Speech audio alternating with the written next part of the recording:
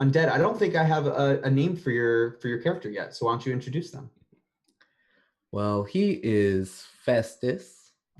Festus Stonestaff. The last, well, it's not technically a last name. It's just because he has a stone staff, and that's just the name he picked up. He is a dwarf. He is traveling around. He probably joined up. Can you remind me of your character's name again, Arch? Sir Barrington. And I am super embarrassed right now because I forgot to unmute the stream when we started. Oh no! Oh. Well, everybody, wow. hello. No one has heard anything for the last half an hour. I was wondering why I suddenly started getting noise in the stream. I was like, did my phone turn on its sound randomly? No, your stream host is a fucking idiot. Excuse me while I go die in a hole. Sir Barrington, no. Well, I have been disgraced. I must cast myself from this cliffside. I mean, luckily we really haven't. I mean, we just missed like some world building. That's the only thing. That'll all come into like play, so it's okay. Nobody's missed the meat and potatoes. Yeah, exactly. All right, so Festus. Festus Stonestaff. He doesn't have a clan name. He left his home to join the clergy, so he was orphaned, which isn't great for a dwarf. Usually, clan is very important. So he's been traveling around, probably met Sir Barrington on his quest and decided to tag along because children in need. We must protect the children. Yeah, children are okay. We need additional pylons. Pie, what's your character's name? Festus. No, Pies. Oh. Mari.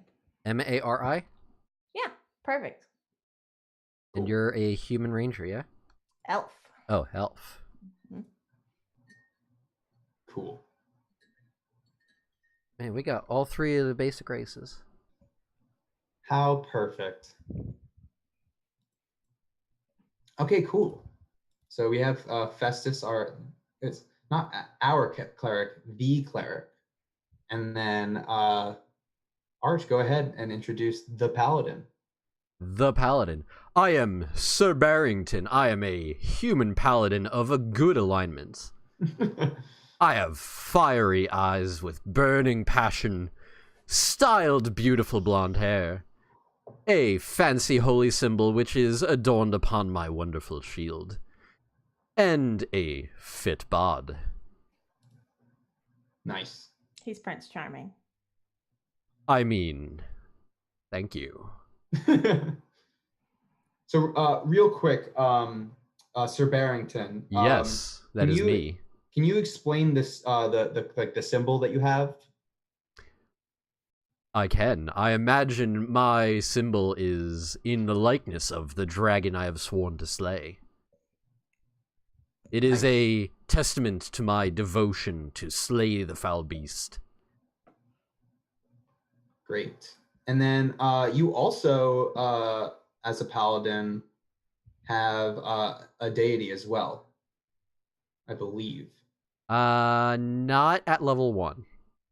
No, that's correct. At level 2, I think there's a move where I can pick up a god. Right, and then... you're right. Yeah, totally. Yeah, divine favor. Yep. Yeah, that's it. So yeah, so for right now, you're just a good old paladin. Cool. Okay. So I'm essentially a holy fighter. Yeah, absolutely. So my first question to kind of set things off, to kind of start us off, Sir Barrington. Yes. How did you come across the ship that you guys were on? Did you purchase it? Did you guys steal it? I purchased it with my family's money, of course. The Barrington family is well off. And I mean, what kind of ship is it? I mean, do you have a crew? Do you have I only hire the finest of ships, of course, so it is a galleon. Oh, it's beautiful. It is a beautiful ship called the... Oh, God. called the Talon. The Talon. Beautiful. And of course, we've got a full crew, which I am inspiring to greatness with tales of my great deeds. Of course. And of my oath to slay the foul dragon.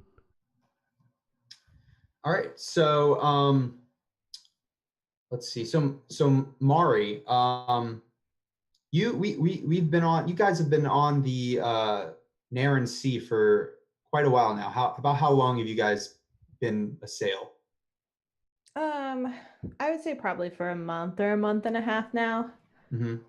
This is So a you're long voyage. Yeah, you're pretty Yeah. far out. You're pretty far out. Well, is this to find something within Naren Sea, or is it to try and get to the dragon, or like why are you guys on this journey right now? I think it's to find something that'll help us defeat the dragon because we know it's going to be really hard. So we've heard tale of something like maybe some sort of wondrous item that helps you kill dragons. Cool. All right. So, and Festus, so this item that you guys are looking for,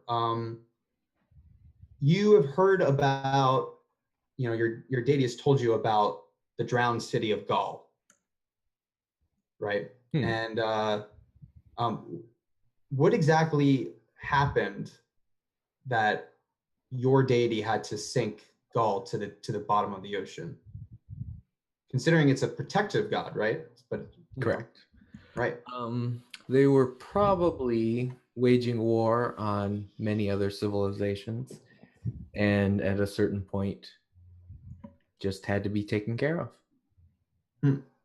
So it's kind of like protection, for all costs, At a certain point, yes. And it would also be a wonderful place to find a weapon. Yeah, absolutely. Okay.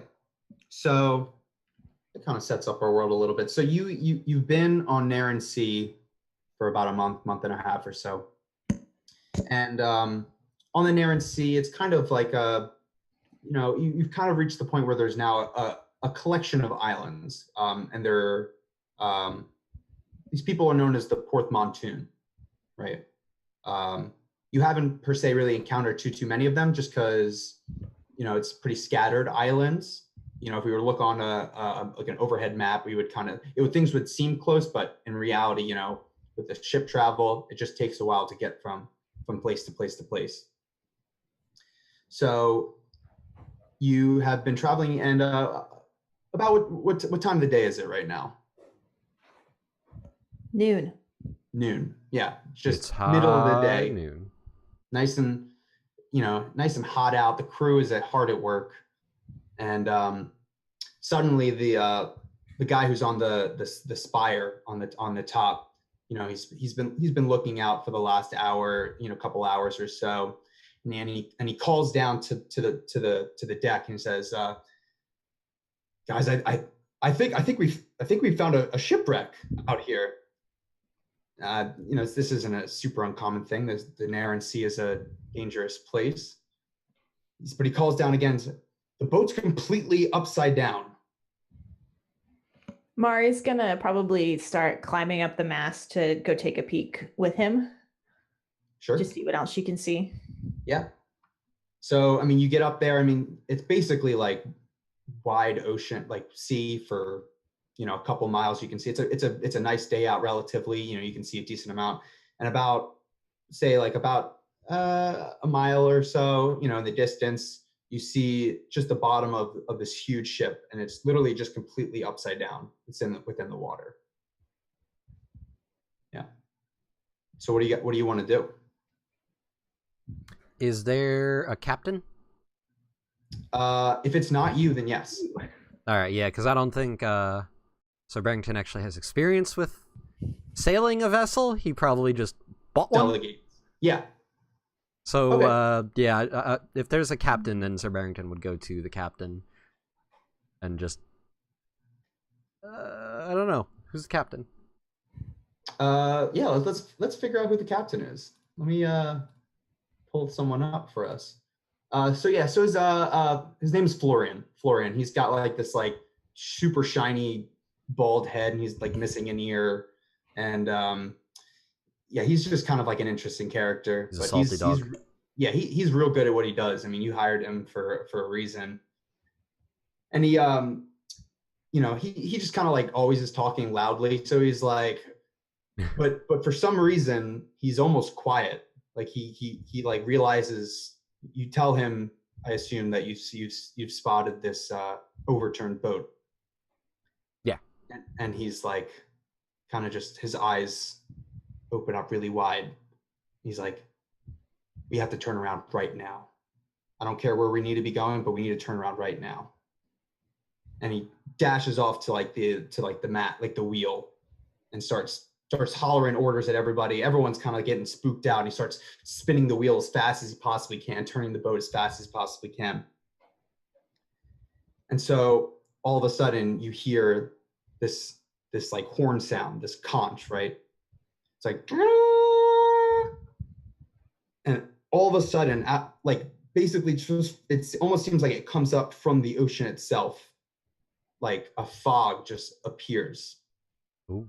It's the middle of the day, but you guys can barely see anything now. Ooh. Sir Barrington is going to draw his sword and shield and brace himself for whatever may come. All right, so Festus, what are you doing right now? I was about to ask, how thick is the fog? I would say it's enough where seeing more than maybe like, you can basically see, like if you're standing in the middle of the deck of the galleon, you can barely make out the end of like the front of the ship, basically. So it's pretty thick. Can I see them from the crow's nest at all? Barely. Like it's definitely hard for you to see from, like, you can tell there's a boat underneath you, but it's definitely hard to see. Festus would like to use his rote. Is it rote or route of light? Yeah. Mm-hmm. And yell up to Mari. Now, Mari, you need to come down here. It's dangerous. And then I will. So yeah, so I believe that you're doing one of your rotes. Cool. So then, just cast a spell. Yeah, it would just be cast a spell. 12. 12, yeah. So yeah, so what exactly does that look like? You have your staff. Does it like? So he taps his staff, and at the top, worked into the stone of the staff, is the bronze mask with the glowing eyes, and that just lets out a light. It's about as bright as a torch. Okay. But it gives her somewhere to kind of aim to join the defense. Yeah, absolutely. So yeah, your light kind of cuts through the fog a little bit. And it's, if you've ever driven like in the fog, it doesn't make like a huge difference. It can kind of like make things just a little bit harder. But Mari, at the top, you kind of like, it gives you enough of a understanding of like where the ship is in relation to you. So it makes it definitely a little bit easier for you to get down. She's going to call down, I don't think it's particularly safer down there, but if you want me down there, and then she's going to do like a cool, like Jack Sparrow slide down a rope or something. Sweet. What is like Slapper doing right now? Is he okay with all the fog? He's probably like doing some unhappy cooing. And then once Mari like calls out, he's gonna attempt to fly to her a little clumsily, probably, but cool. So you guys have kind of like, it seems like you kind of like all like aligned yourself on the deck, and all the other people around are busy like trying to like figure out what to do in all this fog. Like they can barely make ends meet. Like they're trying to pull the sails right, and the captain's still like trying to get the boat to turn, and you can kind of feel it turn, but it's a galleon, right? It's going to take a little while for it to get moving, right? I have a question. Yeah, absolutely. So my race, being a human, has a thing that confuses me because I thought I don't have a deity, but maybe I do. Mm-hmm. The human thing says when you pray for guidance, even for a moment, and ask what here is evil, The GM will tell you honestly. Yeah. Now, if I'm praying, I assume that means that I do have a deity then, yeah? Yeah. I mean, again, like, so like I said, like there is an advanced move that actually has you Pick a deity. pick a deity. Yeah. But if you, so the way I interpret that is that it's kind of like a lofty thing. Like you're not really like praying to anything in particular at the moment. Okay, so right now I'm kind of just praying to space. Yeah, Yeah. you're asking the universe. Yeah. Okay.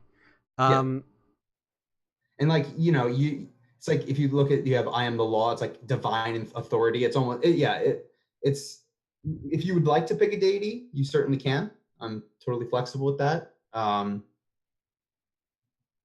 It's up to you. Yeah, you know what? I'm just gonna make up a god just for the fun of it. Yeah. I'm gonna pick the god. Let's call him Shield Bearer. Shield bearer. I'll give you 2 guesses what the symbol is. Is it a shield? How'd you know? Are you the psychic? The psychic. You're I thought the it was psychic. going to be a bear.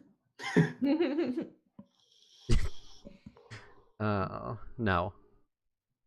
Yeah, it's Shield Bearer. Their symbol is a. You know what? I'm gonna spice it up. It's Do you have a shield? You have, like your image on your shield. Is it also another shield? Yeah, on my shield is an image of another shield with the dragon painted on it. Yeah. It's like super extra, but like, why not? It's like it's an Inception shield. Yeah. It's like when the enemy is like swinging, they'll be like, "What shield am I hitting?" Yeah, you don't actually have a sword. You just have 2 shields. I am Goofy Yeah. from Kingdom Hearts now. Yeah, there you go. I just fight with a shield. Yeah. God, that's it's fine. useless. All right. No. All right, cool. So I want to pray then. I want to close my eyes for a second and just kind of like cast out my voice and be like, "What evil is here that I may smite it down?"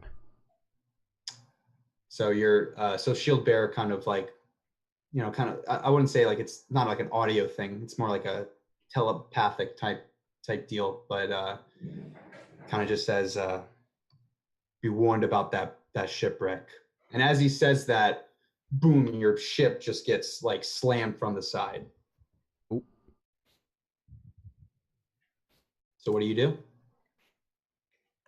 Mari's gonna run over to the side that was hit Mhm. and peer probably uselessly into the water, but she's a visual person. Yeah.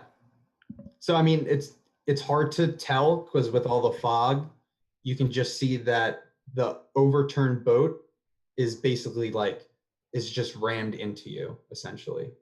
So it's just crashed into the side of the boat, and you can't really make out the tip of the water just because with all the fog, but definitely something like there's definitely movement that isn't just from the impact.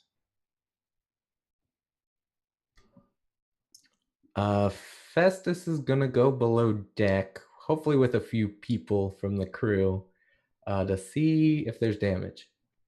Okay, cool. So yeah, so you make your way down below decks, and as you kind of start walking your way down, like water is pouring in at this point, and there's like this big kind of like gaping hole from where it's like basically that overturned ship is like hanging inside of the wall of your ship, and it's just cracked a huge hole.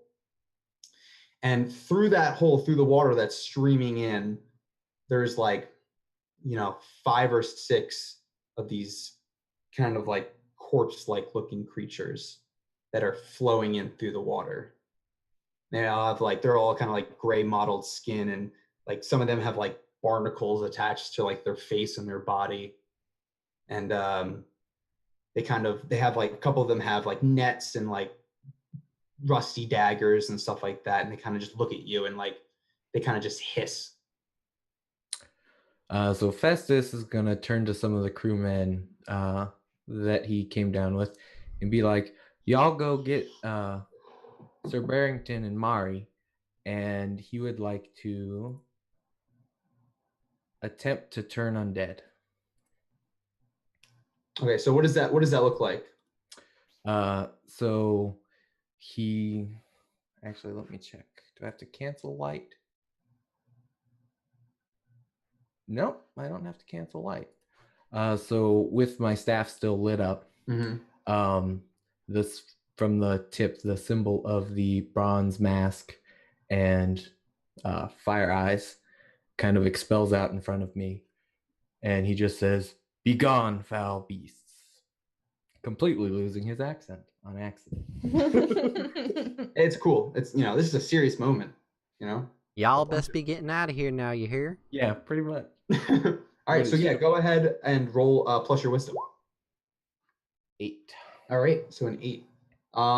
So yeah, so on a 7+ it says, as long as you continue to pray and brandish your holy symbol, no undead may come within reach of you. So I assume this is what I'm picturing, is like kind of like almost like a barrier kind of like comes between you and the crew and these undead looking guys that have poured in. Yeah, I would say a bronze and fire barrier kind of Nice appears in front of me as he prays to Gorm for protection. Right. And so You he's just are the dwarf mumbling Gandalf. in Dwarven. Yeah.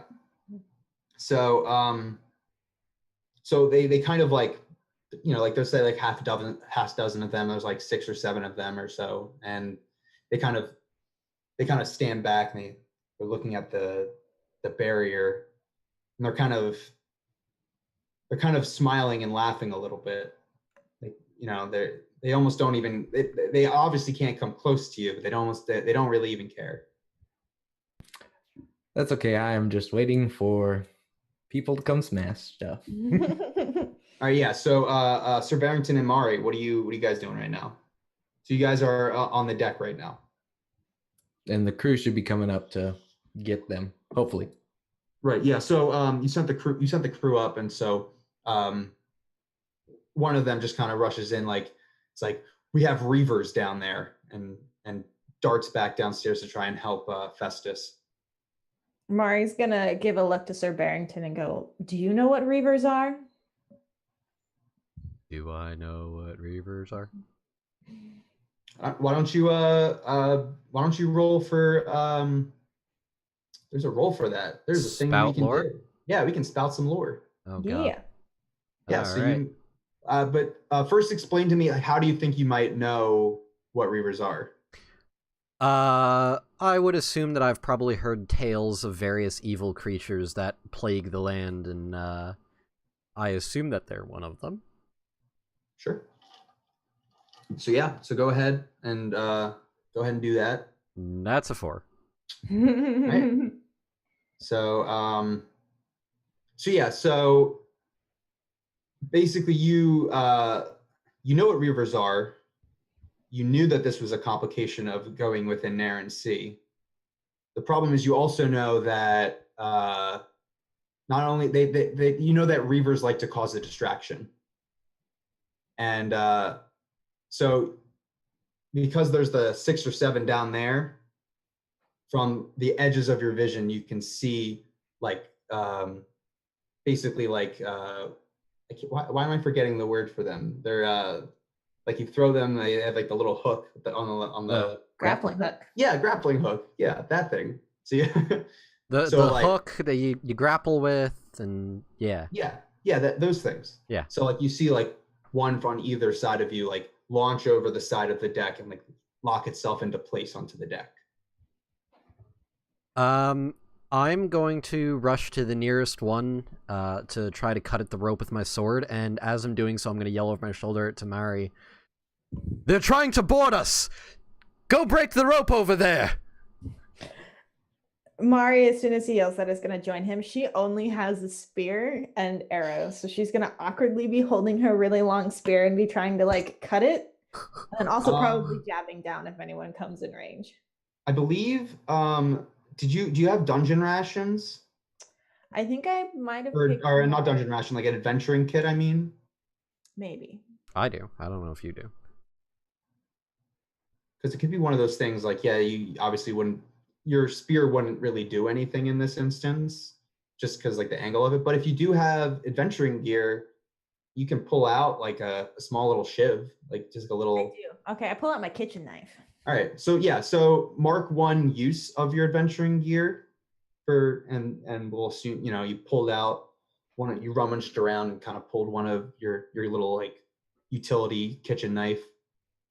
Now, are you going for the other rope, or are you going to the same one as Sir Barrington? Mari would go to a different one. Okay. So yeah, there's like the 2 on the other sides of the deck. Okay, yeah. All right, cool.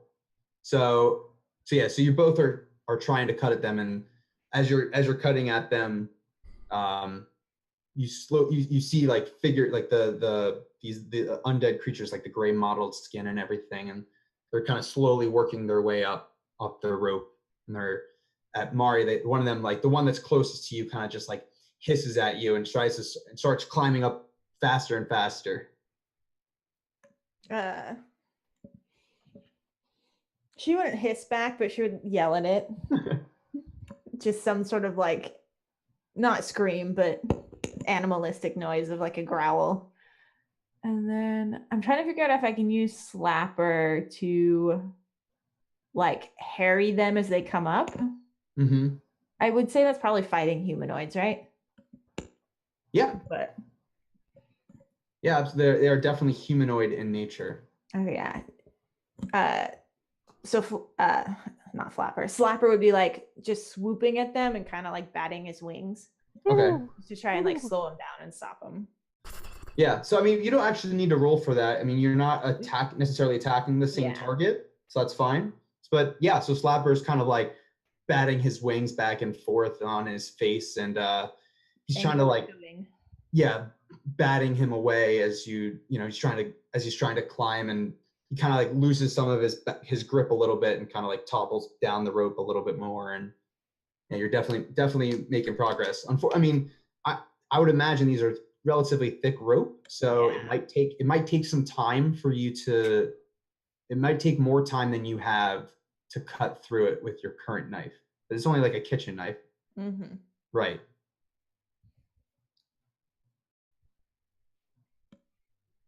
Are they coming up on my side as well, or they're just coming up? Yeah, absolutely. Yeah, they're both coming up on your side. So I would. So you have the long sword, right, Sir Barrington? Yes, I have a long sword. Okay, so I assume you just kind of like, what does that look like? You're trying to go over there, like. I'm like swinging down at the rope with my sword, trying to basically just hack into it. Cool. Yeah. So you take one, just swipe at it, and the rope just kind of cleaves in half, and you hear just a bunch a bunch of splashes and of bodies landing within the water. I turn around. I got my side. How are you Oh God. I need some help, Sir Bear. And then she's gonna like, just like, once she sees it's not working, she's gonna like chuck her kitchen knife down at them and then like back away from the edge and try and draw her bow out. Okay. And then also leave it free, so if he wants to come chop it, he can. Cool. So yeah, so by the time you kind of like cross over to the other rope, one of those reavers is kind of like reaching over the side and kind of pulling himself up over the rope, or pulling himself over like the edge of the deck. Barrington is gonna yell out, "Festus, where are you? We have company." Yeah. So Festus, what are you doing right now? You're concentrating like super hard on trying to keep the reavers below deck, and the water is rising at this point. I would say it's about at your waist at the moment. He at that point is going to see it as a lost cause, and I'm assuming all the crew will have time to run up the stairs before he breaks his turn undead and turns around and runs upstairs. Fly, you fools! Just getting out of there. Yeah, and I guess checks to see what's going on when he gets upstairs. Yeah. So, the rest of the crew is kind of like, they're trying to like manage keeping the ship like going, because it's currently at the moment like slowly, like you can just feel the ship like just lowering within the water. And it's kind of like tilting to one side as like the side of the reaver boat, and it's like a slow thing. It's but you're definitely starting to feel it. You're definitely you're 100% taking on water. So yeah, so you go up onto the deck, and you And Sir Barrington, right? So you have this you kind of see one of the reavers come up over the deck, and there's like another one that's like right behind him, like he's trying to pull himself up as well. Take what do you care of do? the rope. I'll get the reaver. Got it. And she's gonna shoot the closest one. All right, so you pull, They're so you fun. kind of like pull yourself back, and you try and take a shot at the closest one. Yes. Cool. All right, so go ahead and we'll do volley. Roll for volley. Nice. So yeah, go ahead. Yep. So go ahead and roll your damage dice. Should be on your character sheet. Nice. Okay, so cool. 5 damage. Yeah. So where exactly are you aiming on this reaver? She's just gonna aim like dead forehead. I probably should have called my shot. That's okay. Yeah. All good. So yeah. But yeah. So I'm gonna say because of the fog, it's a little bit harder to make your aim perfect. Mhm. You kind of just like you don't hit him directly in the head, but you get like a meaty body shot, and it kind of like takes a shot and it just kind of crumples down to the deck. So Sir Barrington, what do you count my ammo?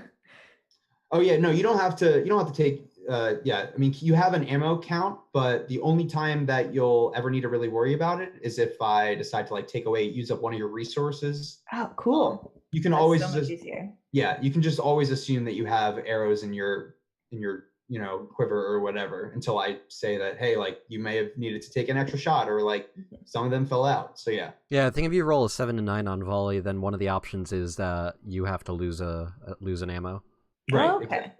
So we assume that as long as, and it's like kind of like the same thing with the adventuring gear, like it's like a bag of holding. It's like a bunch of different adventure stuff, and whatever you want, you pull out of it and you take a use. That's kind of how it works. That sounds great. Yeah. All right. So Festus, you come up and you see Mira sink down this reaver and it's laying there. What do? You know that you have a bunch of them underneath the deck now too.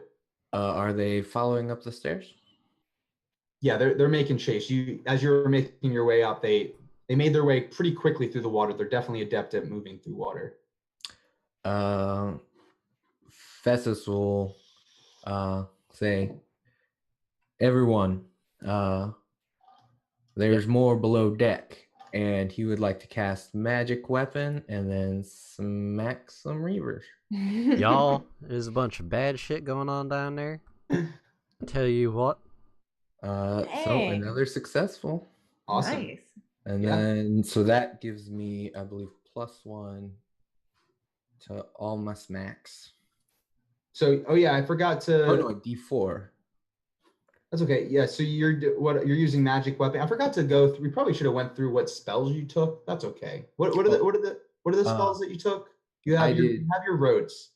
Yep. So I have light, sanctify, and guidance for the rotes, and then I have cure light wounds and magic weapon. Cool. So I can take 2 at level 1. Yeah, absolutely. Yep. So now when so you have your mag. Yeah. So I what is do an extra D4. Awesome. So yeah. So what does your weapon look like now? Like what makes it like magic weapon? Like does it glow or the staff? It's still glowing from the light that I cast before. It's now wreathed in fire. Nice. Ooh. And then I guess I will attempt to play whack-a-mole. Yeah. So your staff is now just like this. It's now on fire, and then as you do that, the reavers kick open the door to the bottom deck, and they start pouring in. And there's about, like we said before, there's about 6 or 7 of them. They're kind of working, they're trying to push each other through and trying to work their way in. So the nearest one sees the fire, kind of hisses, and just charges right at you. Smacking him in the head. Or so attempting to. Yeah, what does that look like? So he basically just usually he's holding the middle of the staff, kind of using it to walk. He just takes it by the bottom and just swings it just straight down, kind of like he's swinging a hammer. All right, cool. May have Awesome. done some smithing in his day. Yeah. 8. All right. So I believe it's like an opportunity at a cost. So you're gonna deal your damage. Okay, so But that's a D6 and then a D4. Ah. Slash roll. So 3 damage. cool. So you do 3 damage. But I also the Reaver gets to make an attack on you. So so this Reaver, the one that you go for, yeah, you just kind of smash him over the head and he crumples onto the deck. But the other ones that are pouring in, one of them has like this barnacle encrusted like fish net, and he swings it onto your feet, and it just latches onto you, and it entangles you, and he just gives it a hard yank, and you just fall right on your back. Ooh. And he starts pulling you towards like him and the rest of the group of them. So Sir Barrington, what are you doing right now? So we had that one that was kind of making its way over before you were trying to slash off the rope. Right. And I see Festus now getting dragged in horror movie style. Yeah, absolutely. Barrington's gonna immediately turn around and yell to Mary, "Take care of the one that's about to come on deck. I've got Festus." And then, I can't get the rope. just kill the bad guys. And Barrington is going to take his shield, put it in front of him, and attempt to, put himself between Festus and the bad guy by, shoulder checking this guy with the shield. The one that has the net and is pulling him in. Okay. So, he's going to rush in and try to slam him with the shield. So, I mean, in order to do that, you're going to have to, there's there's a couple more of them. So you're going to have to, potentially, slam through them. You're going to have to, I will try to bulldoze them then. Yeah. Okay. So Just one after the other. Boom. Boom. Yeah. So why don't you you're gonna have to roll Defy Danger, because there's just so many of them. One of them could easily trip you up or whatever. So it looks like you're trying to just power through. So it seems like you're gonna roll plus your strength. All so right. go ahead and do that. Defy danger using my strength.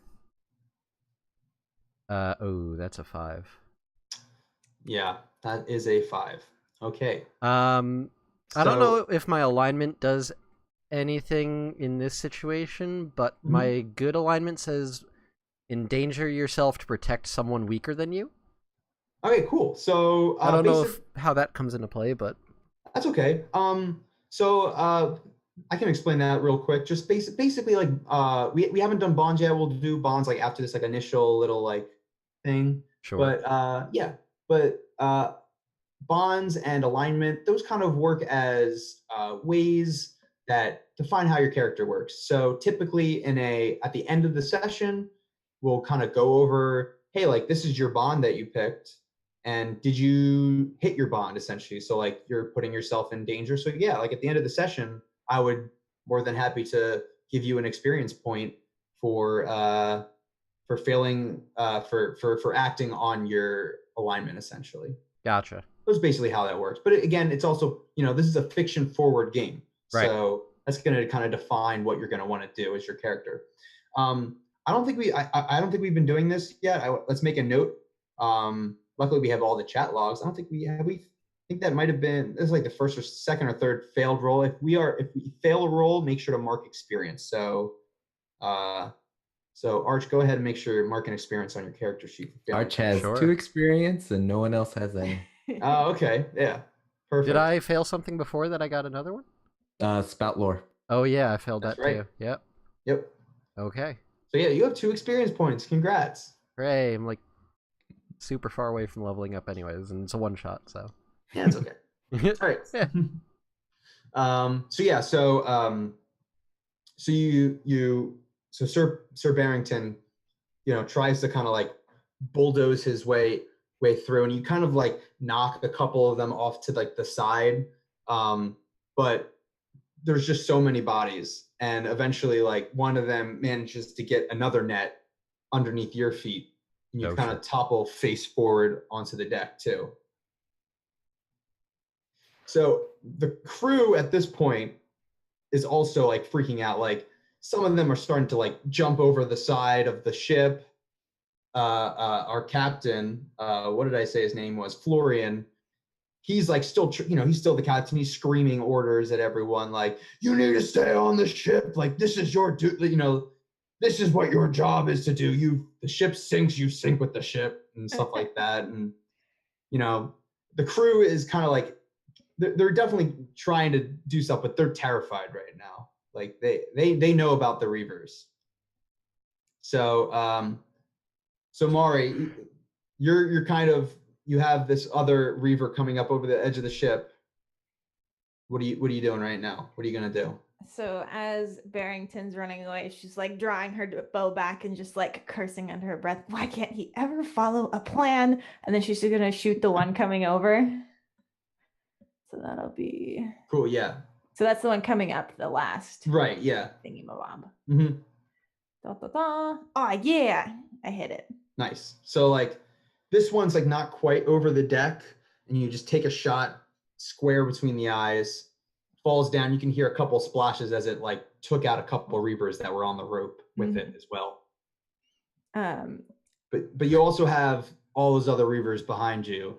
Yeah, she's gonna turn and look at them, and she like, you just see the slight look of fear. She is not a like melee nor like multiple like people up close type of fighter, and she does not like her odds right now.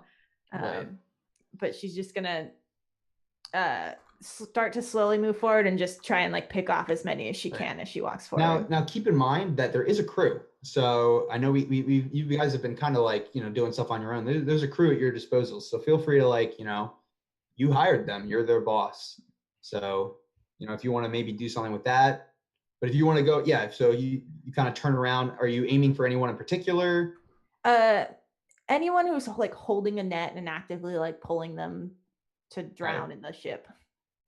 Yeah. So we have both Sir Barrington and Festus are kind of just being dragged. Which one are you aiming for? She'll say Festus first because it's kind of Sir Barrington's fault he's in this situation. Oh, okay, fair. All right. So go ahead and make another volley real quick. Nice. Wow. Yeah, good rolls right now. Yeah. So you take your shot and it kind of just hits it right in the shoulder, and because it's like so like the skin is like really brittle, it almost like rips it off basically. Ooh. That the one and so like you have this like undead like twitching arm. It almost like starts crawling on the deck itself. But the net is still like Festus, like the net that you're in, it's still like you're tangled up, but you're not being pulled you're not being pulled anymore. And then Mari's gonna like, I would like imagine like crouched and kind of hiding like some sort of sailor, and she's just gonna go grab him and pull him back now, and then take an aim for the one holding Barrington. All right. So so that shaking crew member kind of like psychs himself up and throws himself. She's definitely like giving him a glare. So like if he doesn't do it, she's as like angry looking as the Reaver. So yeah, so kind of like takes a deep breath and like runs in and starts like dragging Festus out. So like Festus, like what are you doing right now? You're finally like not being pulled anymore, but you're still kind of like tangled up. If he can work his staff free enough to attempt to turn undead again, should at least let us get standing. So he's going to attempt to do that, attempt to free his staff. Yeah, so I assume that you kind of like you've been holding on to your staff the whole time. So go ahead. We'll do cast a spell. Okay. 8. Crap. Okay.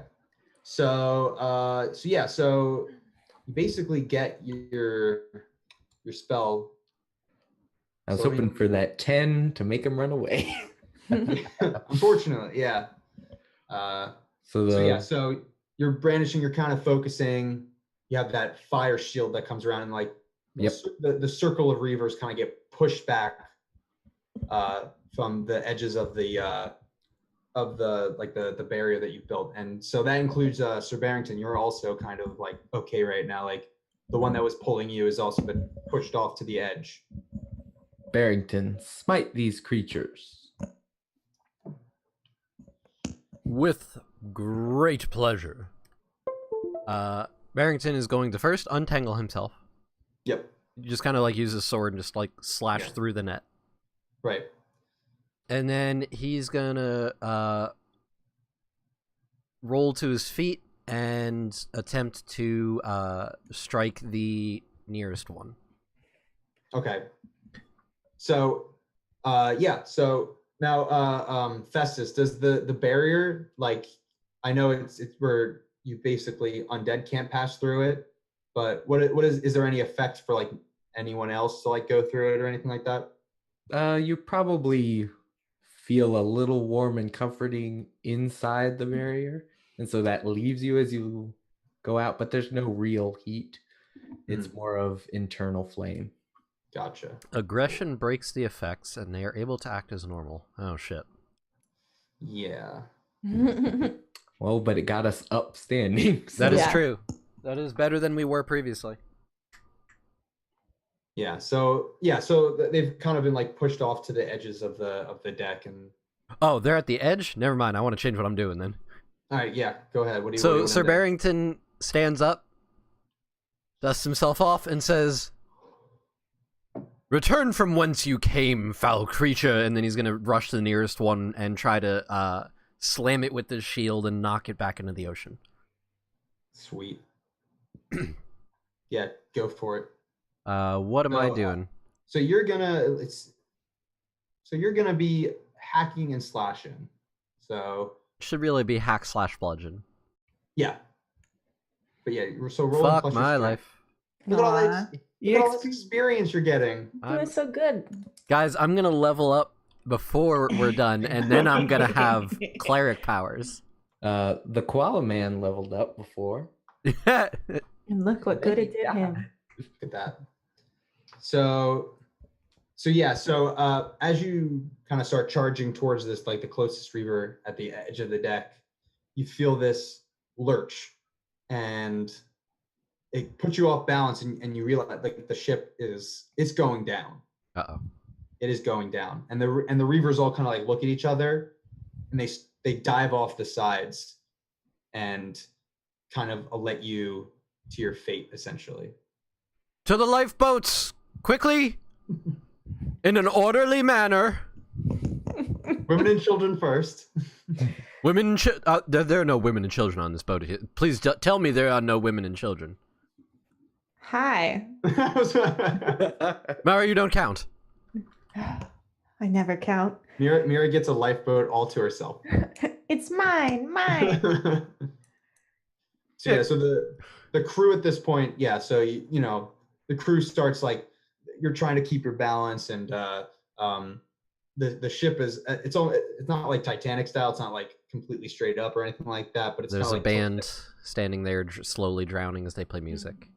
Yeah, there's a couple crew members playing the violin, you know. Oh no, our fourth member, the bard. Rip bard.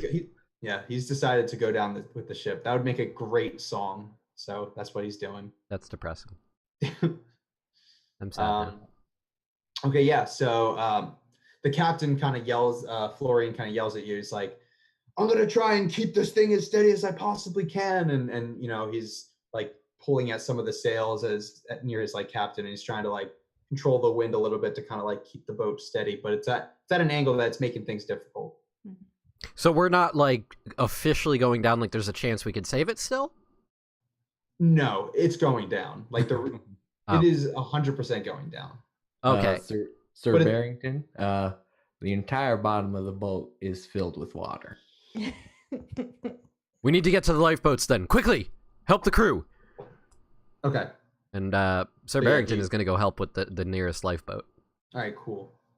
So so at this point, you see that you feel like another sudden lurch, and you realize that the the reaver boat is kind of like unwedged itself from the side of the ship and starts like unnaturally floating away from your sight. And at this point, it's kind of just like dissolved into the fog as your ship sinks. So yeah, so I'm gonna say that just because at the angle the ship is now at, if you guys want to get to a lifeboat, I'm gonna have to ask you to defy danger, and you can tell me how you want to defy danger. But like I wouldn't say using charm and social grace. But are you sure it wouldn't be charm and social? I'm so good at that, though. Sweet talk the lifeboat into Hey there, lifeboat. I know we haven't talked much, but I've always admired how. Damn, you looking fine. Yeah. Wisdom is looking around and like noticing things and stuff. I could potentially use wisdom to kind of pick our way through to avoid some dangers. Yeah, and this is going to be more of an individual thing. So if that's how you want to decide, like to get to the lifeboat, absolutely. That's how you kind of like scan the environment and kind of figure out your way. All right, and that's how Festus is going to do it. All right, so go ahead and roll for that, so Festus, and we'll do like each at a time, and then we'll kind of figure out what we do. Aww. Hey, look, experience. I'm the winner. All right, so Sir Barrington, what are you gonna do in order to get to the lifeboat? I'm gonna try to power through using my strength and just like using my muscles. Try to like sprint across the deck as it's lurching, and like jump into the nearest lifeboat. Nice.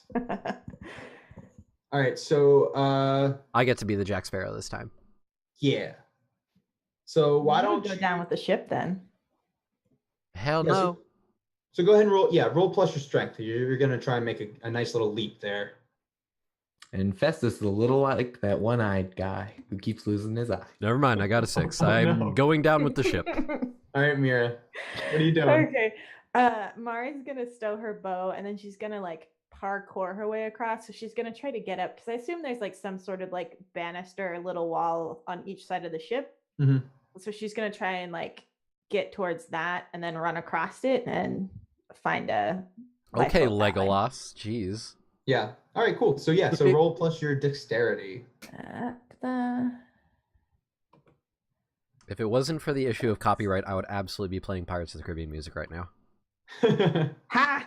Wow. All right. All right. So yeah. So Mira kind of like leaps and bounds her way like across like nimbly, jumping to the lifeboat and starts winching it down. Festus and Sir Barrington. Ah, sploosh. Yeah. Yeah. We'll say that both of you kind of get like slipped up and you kind of like tumble onto the deck and you kind of like get yourself banged up a little bit. So you'll take like you'll each take like 1d4 of damage, just kind of like getting banged up trying to get yourself to it. All right. You want me to roll that? Yeah, go ahead and roll that for each of you. All right. I take 1 point of damage. Yay. Yeah.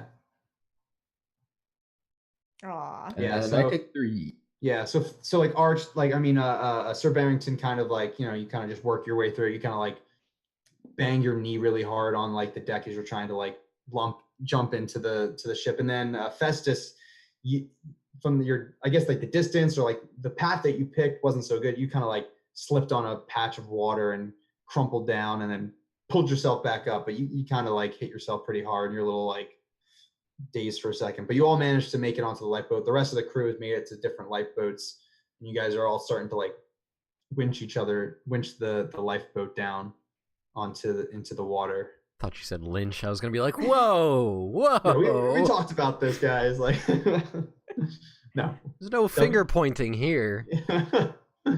Winch with a W.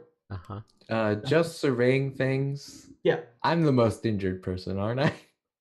Yes. I think that was the only damage we took, right? Yep. Okay, then Festus is just... Actually, Festus is going to cast... Once we're in the water, he's going to cast... Yeah. I'm sorry, can you repeat that? Once we're in the water and kind of getting away, he's going to cast guidance to hopefully get a direction for us to head in. All right, so go ahead and cast a spell. Go ahead and do that. Mari looks decidedly uncomfortable being in a small boat now. Ah, darn. I finally failed the spell.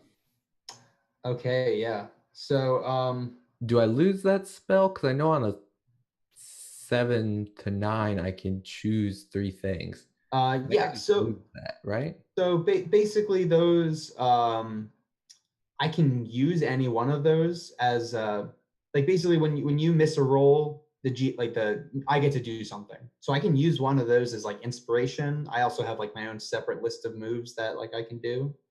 Oh, okay. Yeah. I'm going to say that because of like the fog is still present, and because of like your current like the boat is like unsteady, like as like you're trying to like row yourself as far away as from the sinking ship as possible, that you weren't able to like focus enough, and and I'm gonna say that your deity is a little upset at you for not, like he demands, like if you're gonna protect, like or if you're gonna do something, you gotta like put yourself fully towards it. And actually, that's a 4 because I never stopped doing magic weapons, so I get That's a true. -1. You do get a -1, so yeah, your weapon is still pretty magical. I'm gonna go ahead and turn that off now. Yeah. The light spell's still going because that doesn't require anything. So yeah, I'm gonna say that your deity revokes that spell from you. Oh, okay. So, so guidance is gone? Guidance is now gone until you commune again. Already? Okay. So so you've all kind of like moved away from the ship, and there's like now like kind of like a small little group of lifeboats, and all of us, you kind of trying to move your way from the ship as you kind of like see it sink under the water between the fog. And then almost out of nowhere, that same like horn sound that you heard, it blows again, like, and then the fog just kind of sinks its way back into the ocean, and then it's like noon again. It's like a perfectly beautiful sunny day. I think we've been had. Festus is just going to be sitting kind of in the middle of the boat with the staff turned so that the symbol of the mask and the fire eyes is on his forehead, and he's just going to be mumbling apology to Gorm. Not really communing yet because that takes like an hour, but just offering. Y'all, it's my bad. I was trying my best, but praying for forgiveness. So once the fog drops down, like Slapper just is like kind of flying around, and it's kind of a long time for a pigeon to be like not afloat, but aloft is the word. So he like, as soon as he sees the ship, he's gonna make a very like haphazard like landing on, or not ship, the boat, on the little boat. Mm-hmm. And like probably give everyone in like the area a small little like slap as he comes just from his clumsy wings. And then he's just gonna like settle down in Mari's arms. Cool. What are you up to, Sir Barrington? What's going on right now? Sir Barrington's probably talking with the crew, being like, "It's all right. We're still on our quest. We must make our way to this lost city. Don't lose faith. We will be able to do this, I'm sure. It's just another bump in the road." So, how many people like are there's you three, and then there's how many other people in the lifeboat? I imagine each lifeboat can probably hold like 7 to 10 people. 10 being like the uncomfortable amount, but right. Okay, so we'll say like there's like maybe a couple, like maybe like 3 5 or 4, just in the chaos or something like that. There's like 3 of them. Okay. So there's 6 of you total in the lifeboat. In the chaos, almost like in the Titanic, like lifeboats weren't going down with fully manned. There was just a mad dash, and kind of like survey around like the group, and there's like, your guys are all kind of like decently spread out, and you definitely can notice that the crew that you purchased is not all there. But so there's this kind of like tanned and like sunburnt woman. Her name is Audrey. She's part of the crew. She was like one of the I wouldn't say mechanic because it's not like, but she's like, she's worked on the ship. She's got like a bunch of like missing teeth, and she's got like, like wood polish all over her face and stuff like that. And she's like, well, we're gonna have to stop somewhere. We're gonna have to, the next island is, maybe only a couple hours away if we really huff it. Otherwise, we're going to be floating forever. If that is what we must do, then that is what we must do. Each and every single person here that is still with us is more important. The life of the crew is more important right now. Yeah. But the other one of the other crew members, Bartleby, he's like almost shaking, like he knows where you guys need to go. He's like, I don't think we want to go there. I mean, do we want to die instead? I think if we go there, we're going to die anyway. Where are we going? What makes you fear it so much? So he kind of like shakes, and he almost doesn't want to say, and Aubrey kind of like butts in, and she kind of explains, well, we know that there's another island. It's basically a trading post, but people who don't follow the rules there generally don't make it out. And let's just say that they aren't the most kindest to foreigners.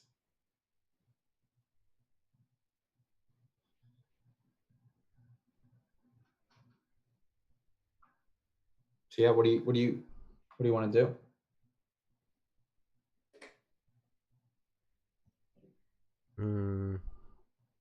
I mean, I don't have much experience with traveling and all.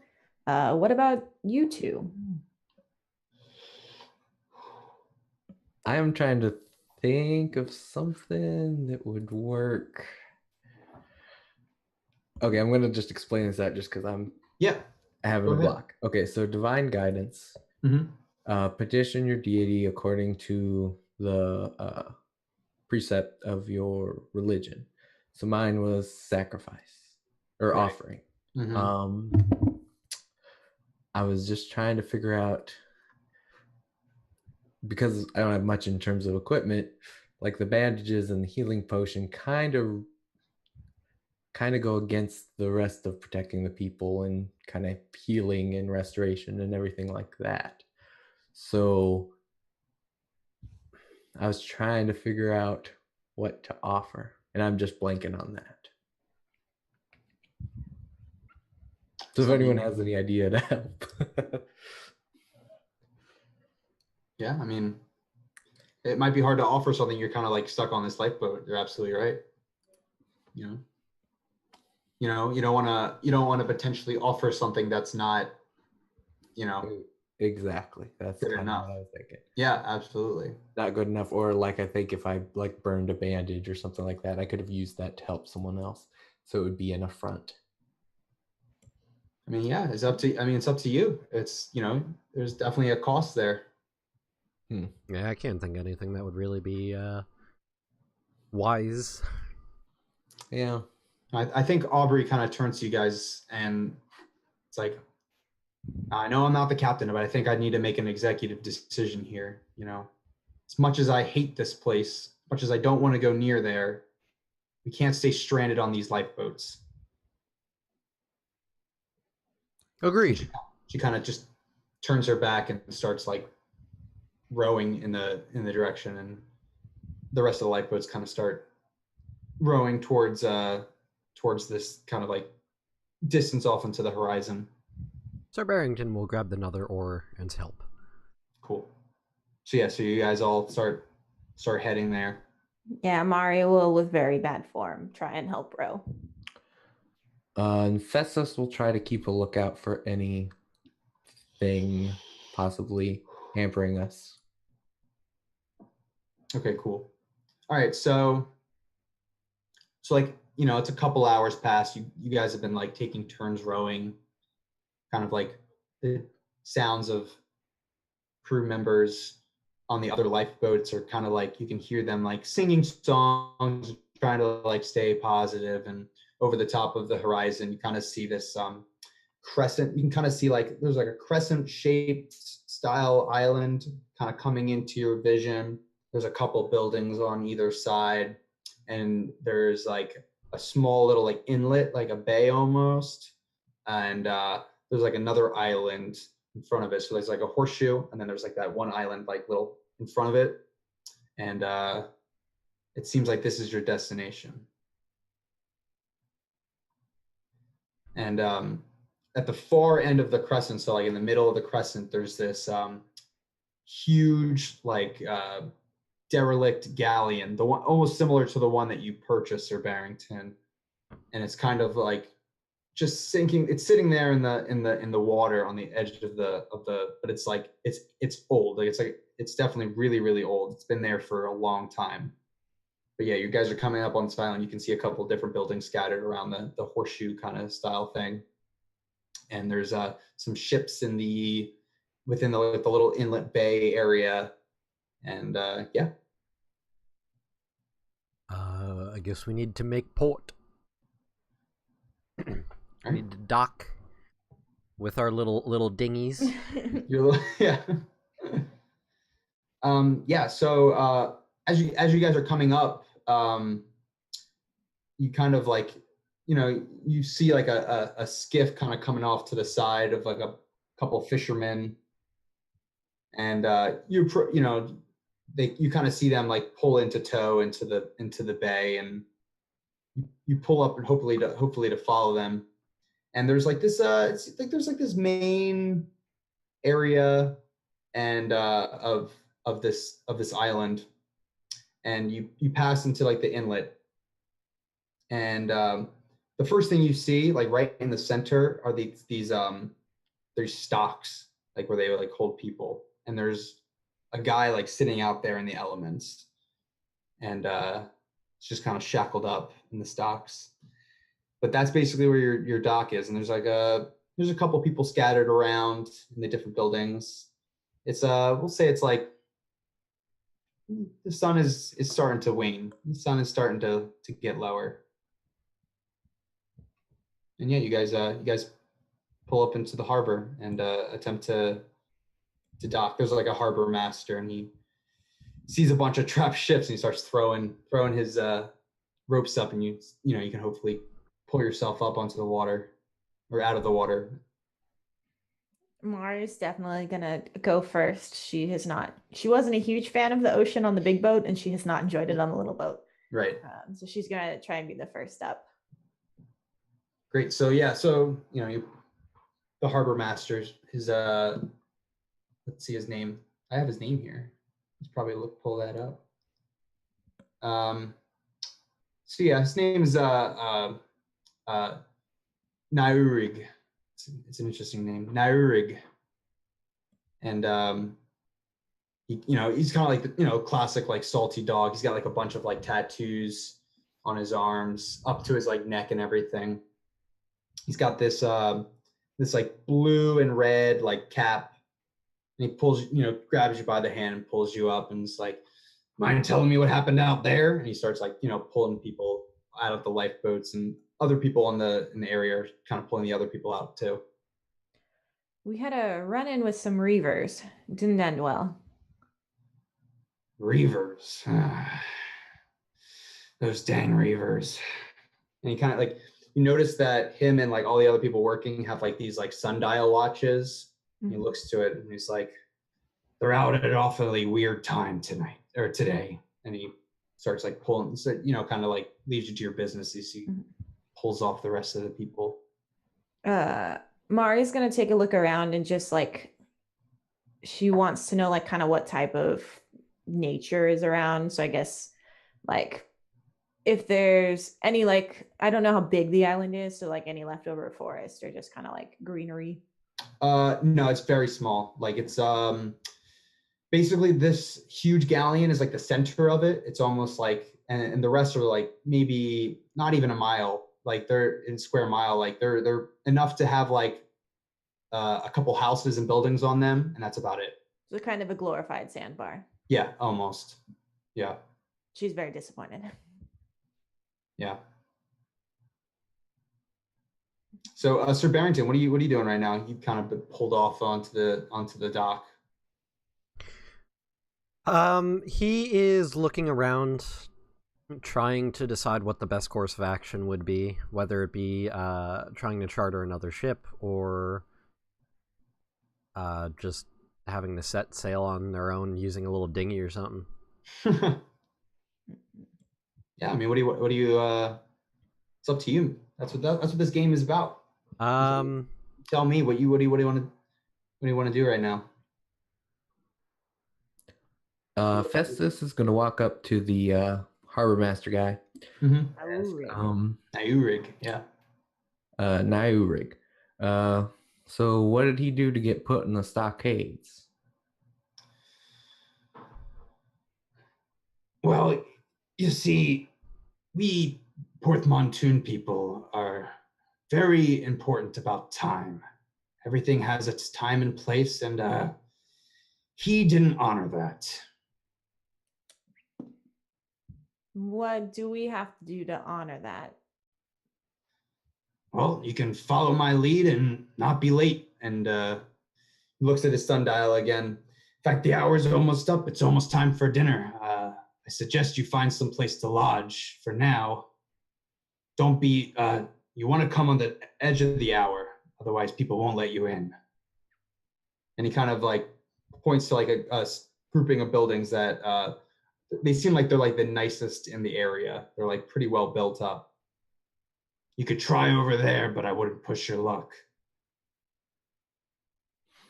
Sir, may I ask what exactly he did? He was not on time? He wasn't on time. We have to cast our nets at a certain time, and then we must pull them at another. He decided to go a little bit early to try and catch the better fish, but no, that's not okay around here. Ah, I get it now. You're having him do time for it not doing time. Ah, that's clever. It took me a second there, sorry. He kind of like just gives you like he doesn't find anything funny about it. Like he doesn't really get that it was a joke. And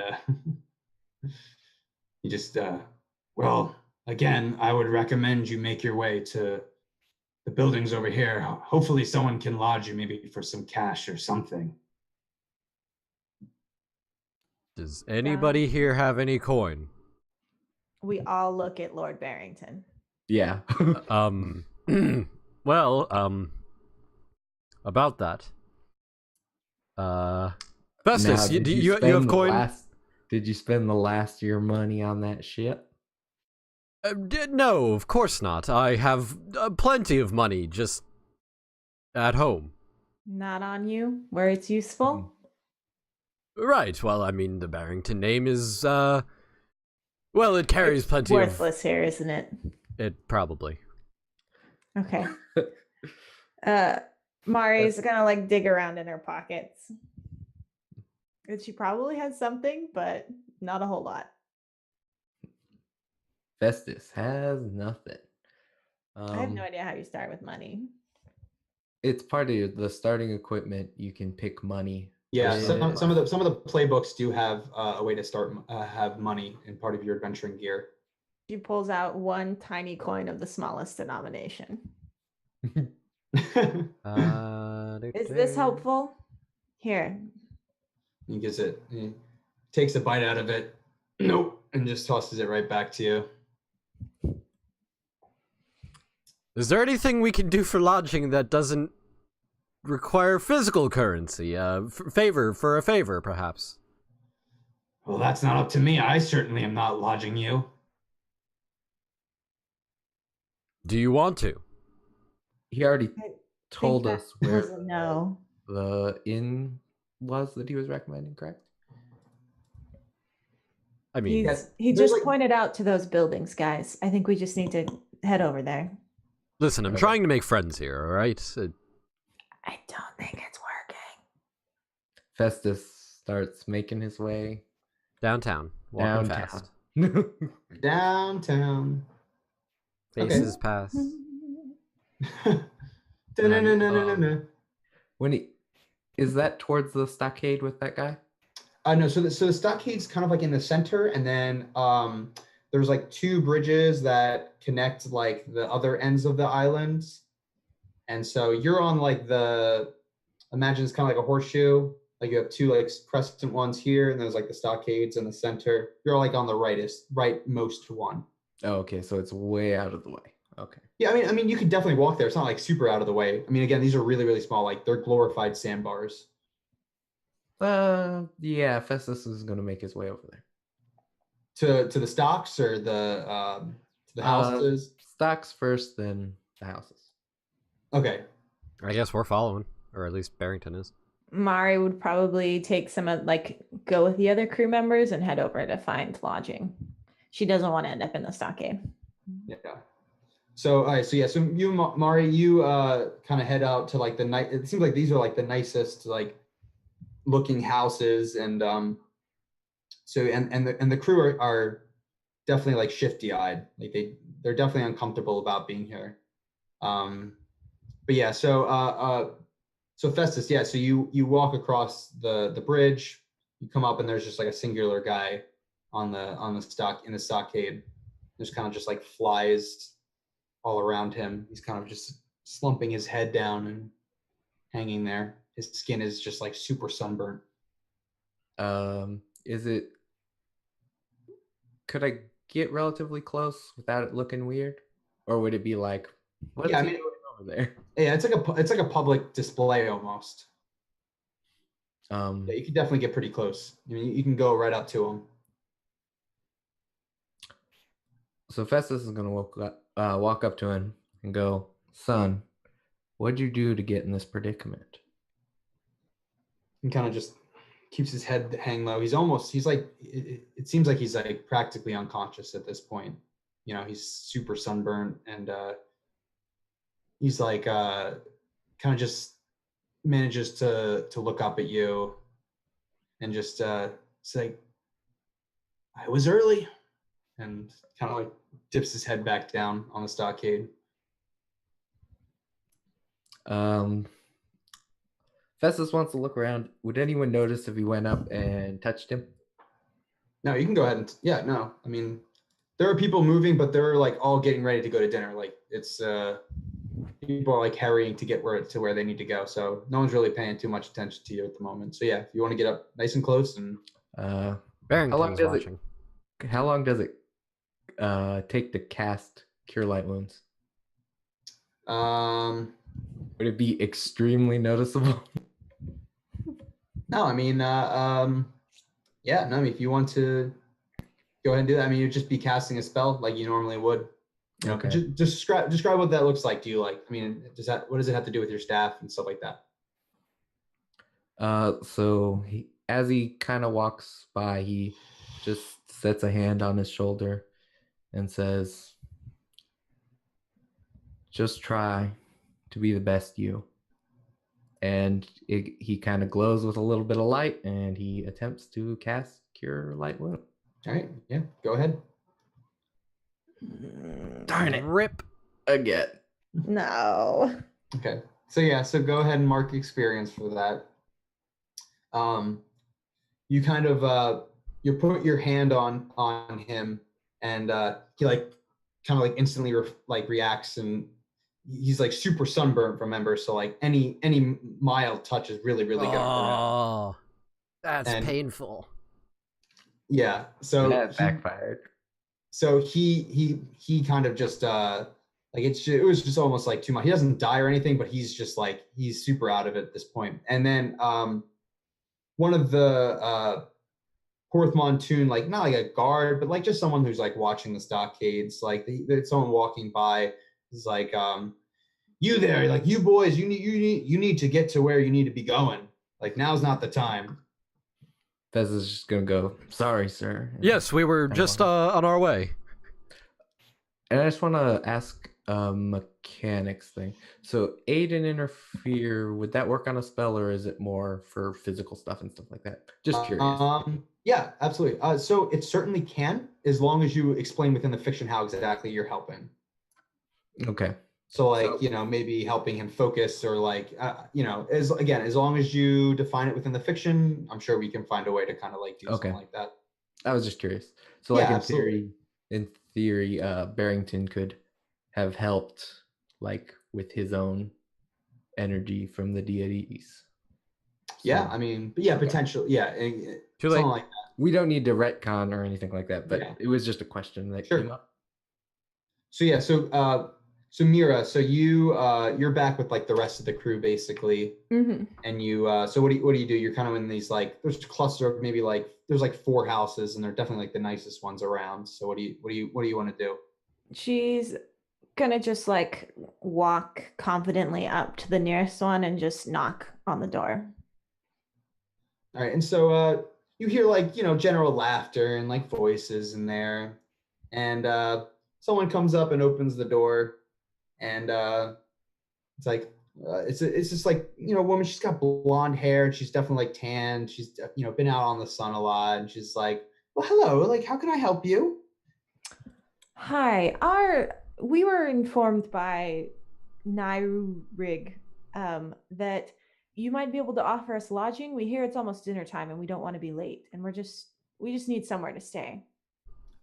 Oh, that seems right. And she looks down at like her sundial, like kind of like sticks her arm out like the window to kind of get like the best sun. She's like, "Oh, that's right. That is the time that we must, sure, come on in. We wouldn't want you to be late." And she kind of like ushers you inside. Yeah.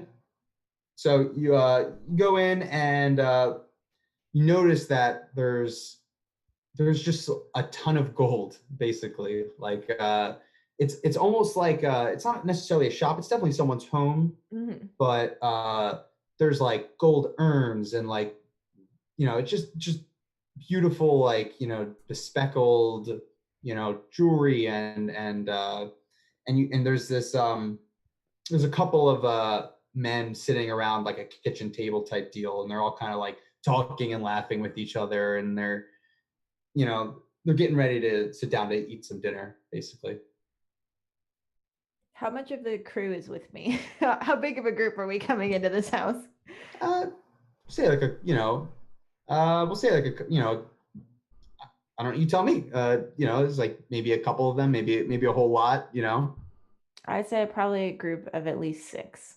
All right, yeah, so decent amount. So yeah, you all kind of walk in. It's definitely a nice space for considering how. So like it's a little cramped, but you all kind of like managed to make it in. Mari's really awkwardly like got a like tight grip on Flapper so he doesn't like fly around and knock anything over, like poop on anything. And it's just kind of like she's never seen this much like gold before, or like any sort of precious metal in that like quantity. Yeah, absolutely. So so she kind of motions for you to sit down at the table, and she kind of like hurries back into the kitchen, and I assume like just kind of sit down. Yep. So Festus and Sir Barrington, so you kind of make your way out. Do you head to the same area? Of course. Yeah, where we were pointed to go. All right, cool. So what do you two do? I guess find the you first... didn't. I wouldn't say you saw. I don't think you saw Mira go into this specific house. I mean, you could certainly go to that house, but I'm just you probably wouldn't have seen her go into that one with the crew. Which one are we going to? Should we go to 1, 2, 3, or 4? Festus? Let's just roll a d4 and we'll see. Pulls a dice out of his pocket. So, yeah. Mira, what if you could what house or what number are you in? Probably number 1. Number 1. Okay. Yeah. So yeah. So go. Yeah. If you want to go ahead and roll a d4 to kind of figure out what house you go into. Eeny, meeny, miny, mo. Catch a halfling by the toe. That's very rude. Why would you catch a halfling by the toe? That's a fun game we play. And he rolled a 3. That is fucked up. No, they love it. It's fun. No. We'll table that discussion for later. All All right. Yeah. So We go to 3.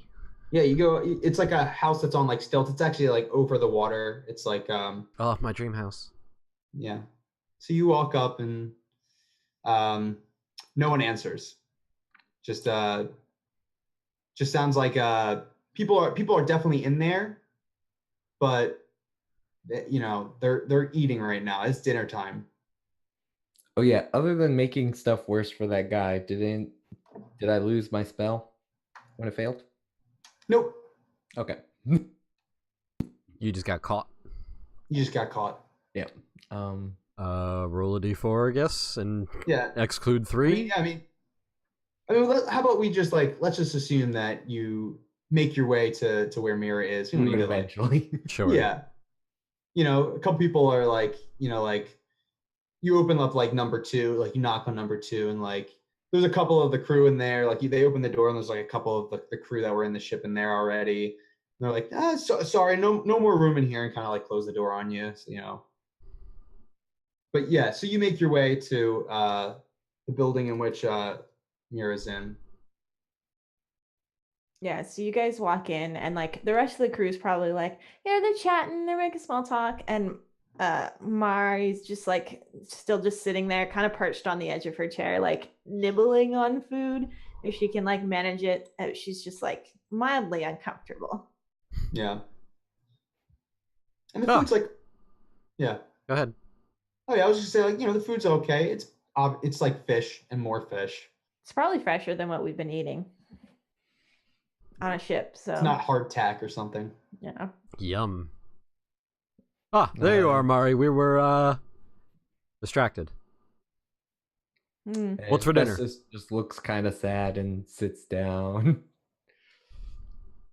So so you guys kind of sit down and the matron of the household kind of like gives you a plate of food, but she gives you like kind of like a disconcerting look because you guys are at least a little bit late at this point. And she makes a mention like, I wouldn't go around doing that anymore around here, boys. And she kind of like, you know, hands you a plate of fish and lets you sit down at the table. Duly noted. Is there like a fire going? Yeah, there's like a fireplace. I mean, it's like the fireplace where like there's like a cauldron of like stew or water or something like that going, you know. Okay, so there's something hung over it. Yeah. Mm-hmm. Okay. So Festus is just going to eat his food and leave a small portion to burn later. Cool. So one of the members of the table that isn't part of the crew and part of you guys, Mir, have you been like talking to anybody other than the crew? Have you just kind of been keeping to yourself, or like? She'll like make awkward, like she'll definitely like answer if anyone talks to her, but she's not a conversation starter. Right. So she would have like chatted a little bit, but when like the conversation petered out, she just would have left it as it was. Right. Okay, so yeah. Go ahead. She would definitely though ask, like when they came in and the host made a mention of them being late, she'd ask, so what's the next thing like after supper that we can't be like, what comes next in the day?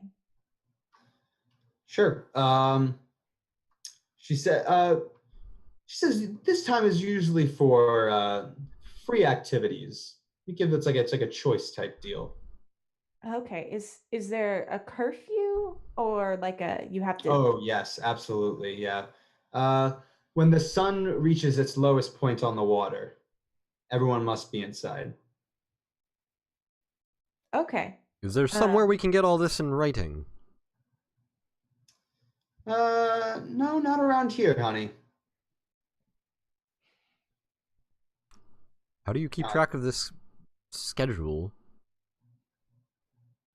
You've just been following it for as long as I can remember, since I was a little girl. This is an older settlement than I thought it was. How long has this place been around?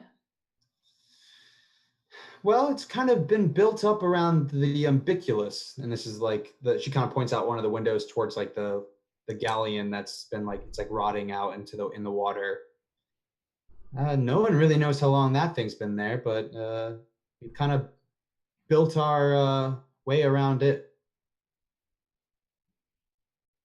So nobody sails the vessel, it just sits there? Oh no, it hasn't sailed in hundreds of years. Does nobody maintain it? Mm, no, not really. She's Would she it- kind of she kind of like she's like getting a little uncomfortable, like asking about it, like.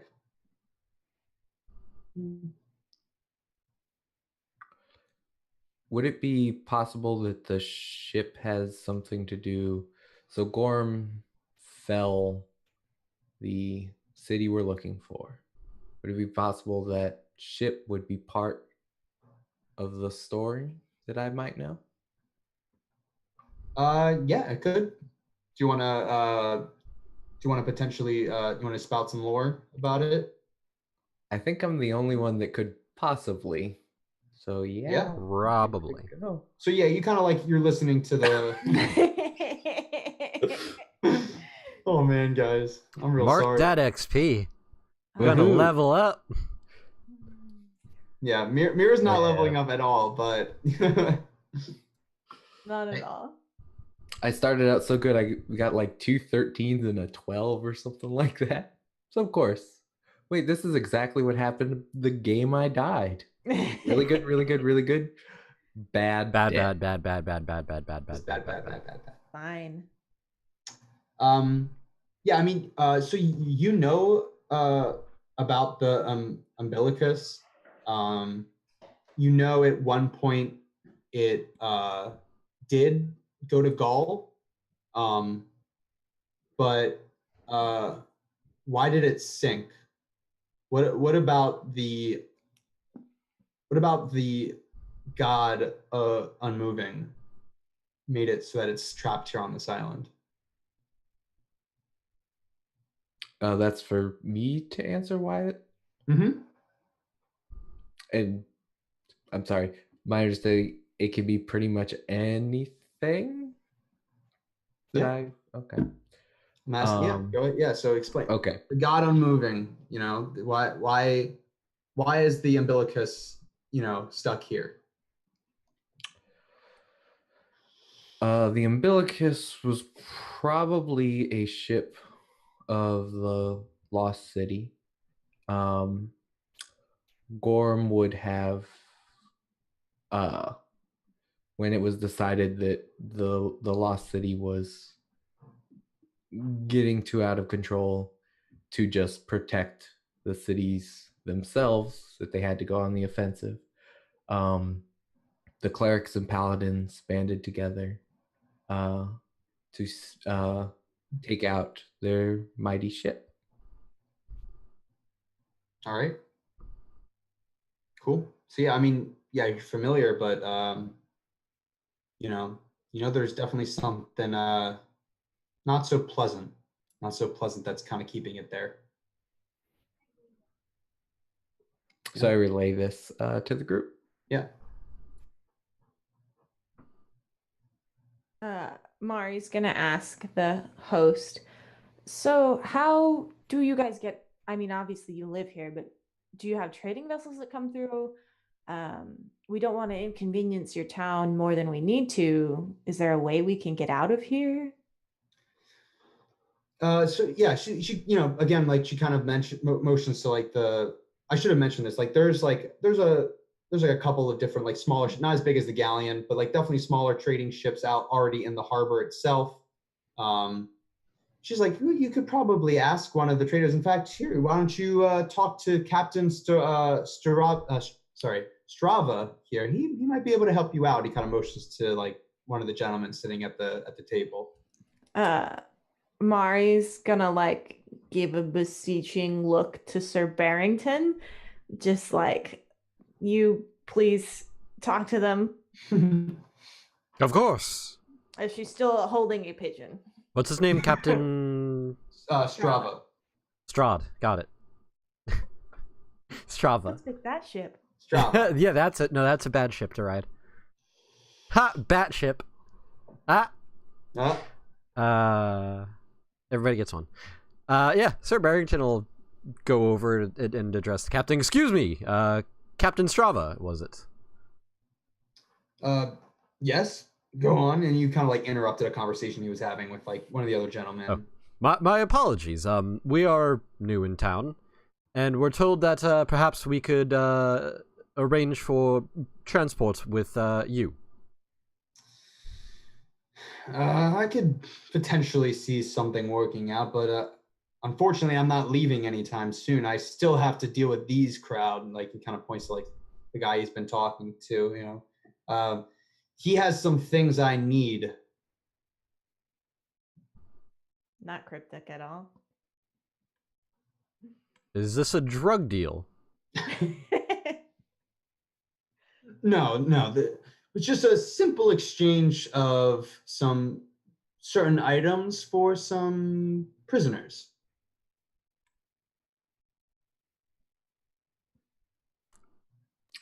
Prisoners or slaves? Prisoners, slaves. Is there really a difference? Well, if you Yeah. have to ask, Yes.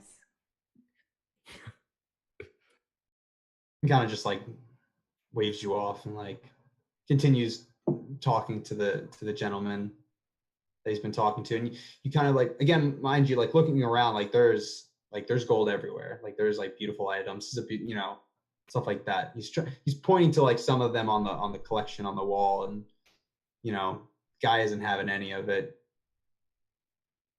excuse me. Mari's All gonna right. like kind of like scooch everyone together and like say quietly, I think we should check out that weird ship, but I don't think they'd like it if we did. So maybe on the down low? This town is full of cookie dukes, so yes, the sooner we get out of here, the better. I mean, I don't know if we can get out on the ship, but if it has anything to do with where we're going, I think we should check it out. I agree. I also agree. Perhaps we Right. should go find our captain. What was his name? I mean, he's Florian. stayed on the ship, or is he alive? Yeah, did he make it? I don't think he did. No, think because No. we had Audrey who Uh. like made an executive decision, so she's probably the closest to a captain. He was trying to keep the ship going. Yeah, Florian went down like a glorious captain. He went down with the ship. All right. Perhaps when it is not dinner time, we will have to find Aubrey or Aubrey or Audrey. Audrey. We will have to find Audrey and see about having the crew come with us to perhaps commandeer this ghostly vessel. Mm. Okay, so like as you guys are eating, and almost like it's not like a timer, but like something like clicks within like all the Porthmontoon people, like that. You can all tell that they're Porthmontoon, they have like that red and blue like caps they're all wearing basically, and all of them like quickly like get up and they're like, oh, it's time to go, and they all kind of like go about, like this is like the free time, like they're going home, or they go to their the end of the day stuff, like the sun is getting ready to set. I hate this place. Mari leans in again and she says, what if you want to spend free time eating supper? Do you have to leave? I don't. As you think that, like the matron like scoops up all your plates and starts bringing them back into the kitchen. Mari's gonna like Festus grab it like is any piece or anything and shove them in her bag real fast. All right, cool. Festus is quickly going to grab the little portion of fish and walk over to the fire and throw it in. Okay, cool. So what happens when you throw it in? Like, does it, I mean, obviously like are you doing this for your deity? You want to know what? Yes. Yes. Okay. Was that a yes or a? Well, it was a Yeah, yes, maybe. but then it was a thought for divine guidance. And he is going to do a little prayer. Dear God, make me a bird so I can fly far, far, far away. Dear God, make me a bird. And is going to be Gorm, I know things have not worked out exactly the way I have been trying to have them work out. But we're in need of help. And if you have any idea of what we can do to fulfill our mission, to protect these people from the Black Dragon, I give this to you. Can I And get an so he- amen? and he Preach. throws in the fish, and just kind of sits there and prays for as long as it takes. So you're doing divine guidance, basically. Is that what you said you're doing? Yes. So with the offering, Yep. I am attempting to get knowledge specifically, or a boon. This is A boat of Gorm's- pure radiant light appears. of Gorm's quest, so I'm just kind of reaching out there. Yeah, Things haven't been going my way. Absolutely. So yeah, so like you throw the piece of fish into the fire, and it kind of like, you know, surges upwards, and it's basically just like you and like the crew in the room at this point, and like the flames just get like super high, and like start like the pot of like the cauldron starts like to boil almost, and like instantly like just super hot. And so yeah, it's not necessarily like, again, it's not like you don't hear a voice or anything, no one like calls out, but you're kind of like instinctively you know you realize that the reavers that you experienced, like they've been cursed by the god Unmoving, and you know, this could be a place, you know, you could potentially rid them of this curse. You could heal them back to who they once were.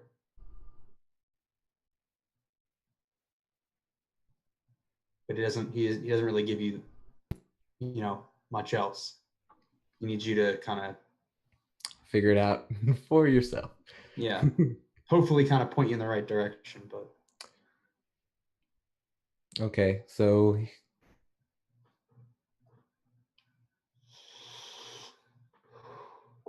Are you done, Festus? Are we good to go? yeah, he just stands up and goes with you. 1 second. I'm listening, but I can't talk. Okay. Right, well then. so Sir Barrington, what do you want to do right now? So it's kind of, people are kind of heading all back. Like, again, the sun is setting. People are getting ready to like either go back to their homes or finish up, you know, the end of the day kind of stuff, you know. I would like to sneeze. Hold on. Bless you. Do you want to sneeze? There we go. Yes, I would like to sneeze. What do I need to roll for that? Besides rolling my head. Defy danger. Defy danger. Yes, of course. High danger to not like explode. Sir Barrington would like to step out of this abode and try to figure out a way that we can best approach this boat without us getting in trouble and thrown in the stockades. Okay. I believe that would be your discern realities. Yeah, so you're gonna kind of like scout out the area, like Yes. Yeah, cool. Yeah, Mari would be helping with that. Yeah, Are you may gonna I aid me? as well? Yeah, is that what I do? Cool. I'll aid you. So you guys I are have to all roll that. basically kind of like looking around for a way up to the boat, essentially. I mean, you can see like there's like a rampway up to the boat, like it's definitely accessible, but there's people like definitely around. So yeah, so you want to discern realities then? Yes. And Okay. what does them helping me do? Let me just read that move real quick. So aid and interfere. So, oh yeah, you know what? We never did bonds. Let's assume that's okay. So, assuming that you each have a bond with each other, so you'll each have. So basically, if both of them are helping you, you'll add a 2 essentially. Okay. That's So awesome. roll. So you're gonna you're gonna roll plus your bond first to see how they like if they aid you or stuff like that. So Okay, so they have to roll to aid me first. Yep. So no. So I'm sorry. So Arch, you're gonna roll 2d6 plus 2. Essentially, it's your bonds with each other. Okay, gotcha. So roll that first. 10. Yeah, you did a thing. I did a thing. So yeah, so that you will get a +1 to your discern realities. Okay. Yeah. Doesn't matter. That's a 4. Oh no. I cannot discern any realities. I don't see them. So you guys are all kind of like looking out, and you notice, you see that a group of people have taken the guy that was in the stockades and have started to bring him onto the ship. The big ship? Yeah. Uh-oh. Yeah, they take him up to the ship. Like the spooky ghost ship. Yeah, like the spooky the Ridiculous. yeah, That- ambiguous. Guys, this is some real cult level shit here. Yeah, I'm really not liking this. Is I not was great. getting that vibe too. Perhaps we Um, should get the crew and go see about just taking the ship and leaving before we end up getting arrested ourselves. Like now. Yeah, I agree. Let's GTFO. Alright, so first we're gonna go find the rest of the crew. Okay. Yeah, so you kind of like the rest of the crew are kind of like they've as everyone else in like the Porth Montoon people, like they're all kind of like walking around and going to different places, and you've all kind of like congregated onto this like sandbar like the main area with all like the nice houses. So you're all together. The sun at this point is like about to set. It's like the bottom of the sun is like reached the tip of the water. Alright, everyone. Group huddle. Come, get it, bring it in. Jerry, get in here. Jerry kind of like, he's like absent-minded. He's like, oh yeah, right, and joins you in the huddle. Alright, here's the plan. We're going to commandeer that ship. The ambiguous sir. Yes. Sir, the ship is no sails. It's rotting. It's falling apart. I don't think we can sail that.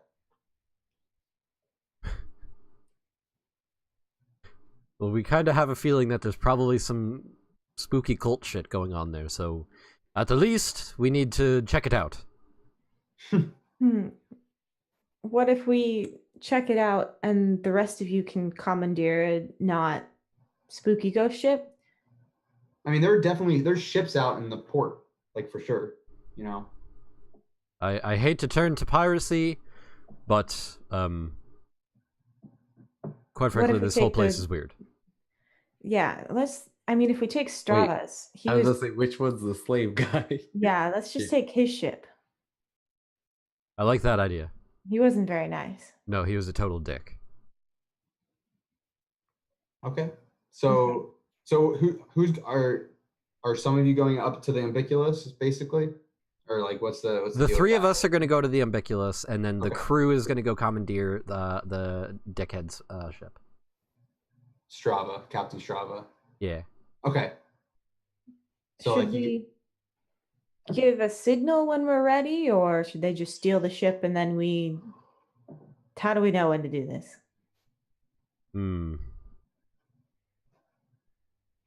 Festus, you've got fire stuff, right? Could you send up some sort of signal? I can cast light on my staff, and it's about like a torch. That's about it. That'll work. Go commandeer. Prepare yourselves to commandeer the ship.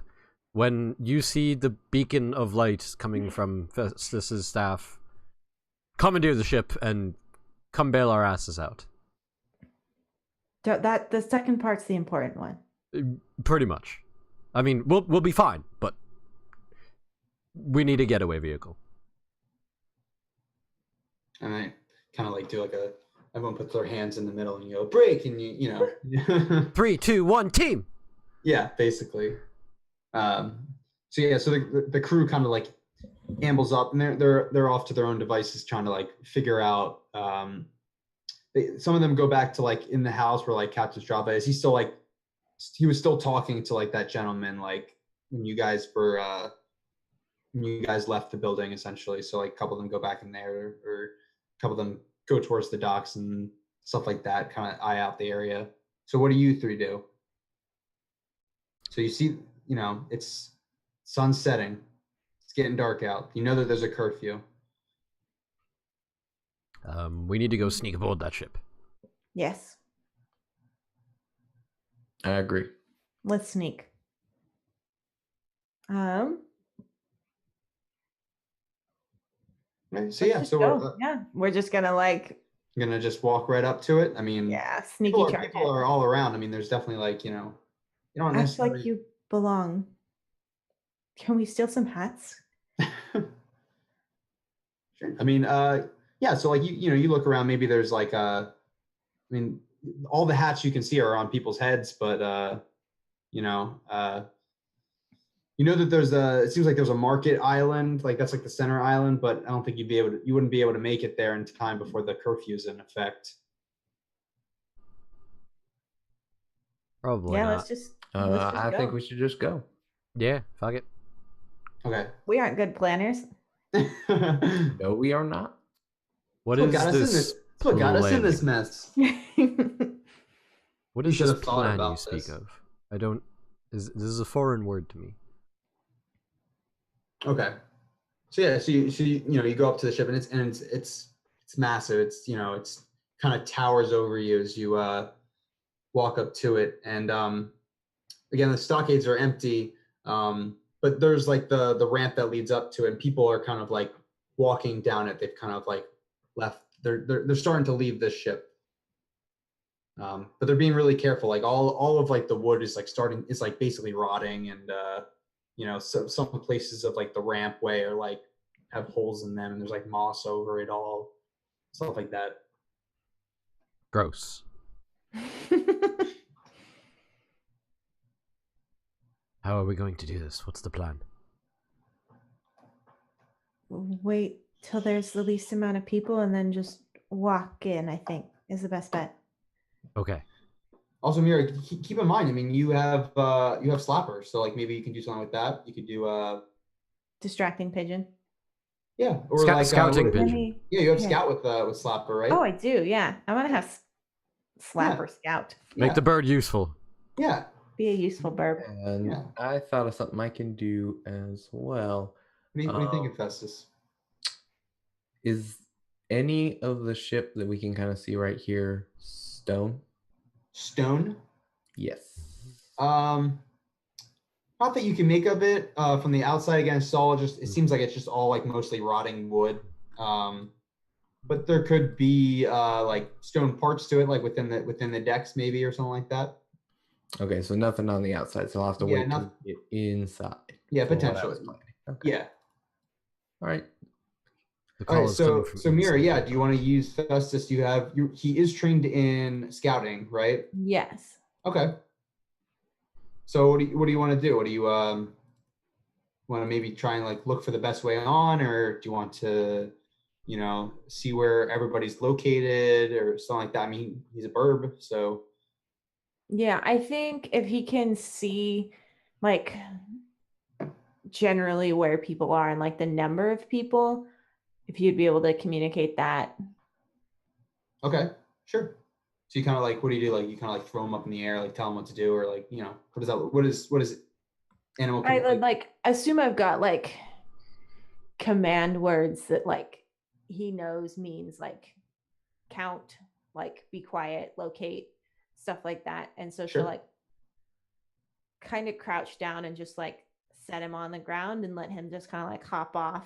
Or I imagine us on some sort of like dock, but just like hop off so he can swoop without her being like pigeon. Grab him like a paper airplane and throw it. Go. Yeah. Okay, cool. So he would just kind of like fly off. Yeah. So so you're gonna roll discern realities, and My you're gonna cunning, add yeah. cunning to its roll, yeah, to your roll. So that is a +2. Oh, nice. So 10 plus 2 is 12. Nice. All right, cool. Yeah, so he circles around like the top of the ship and kind of like scouts out the area and flies back to you. And I imagine like his like way of communication is to like slap you with his wings a little bit.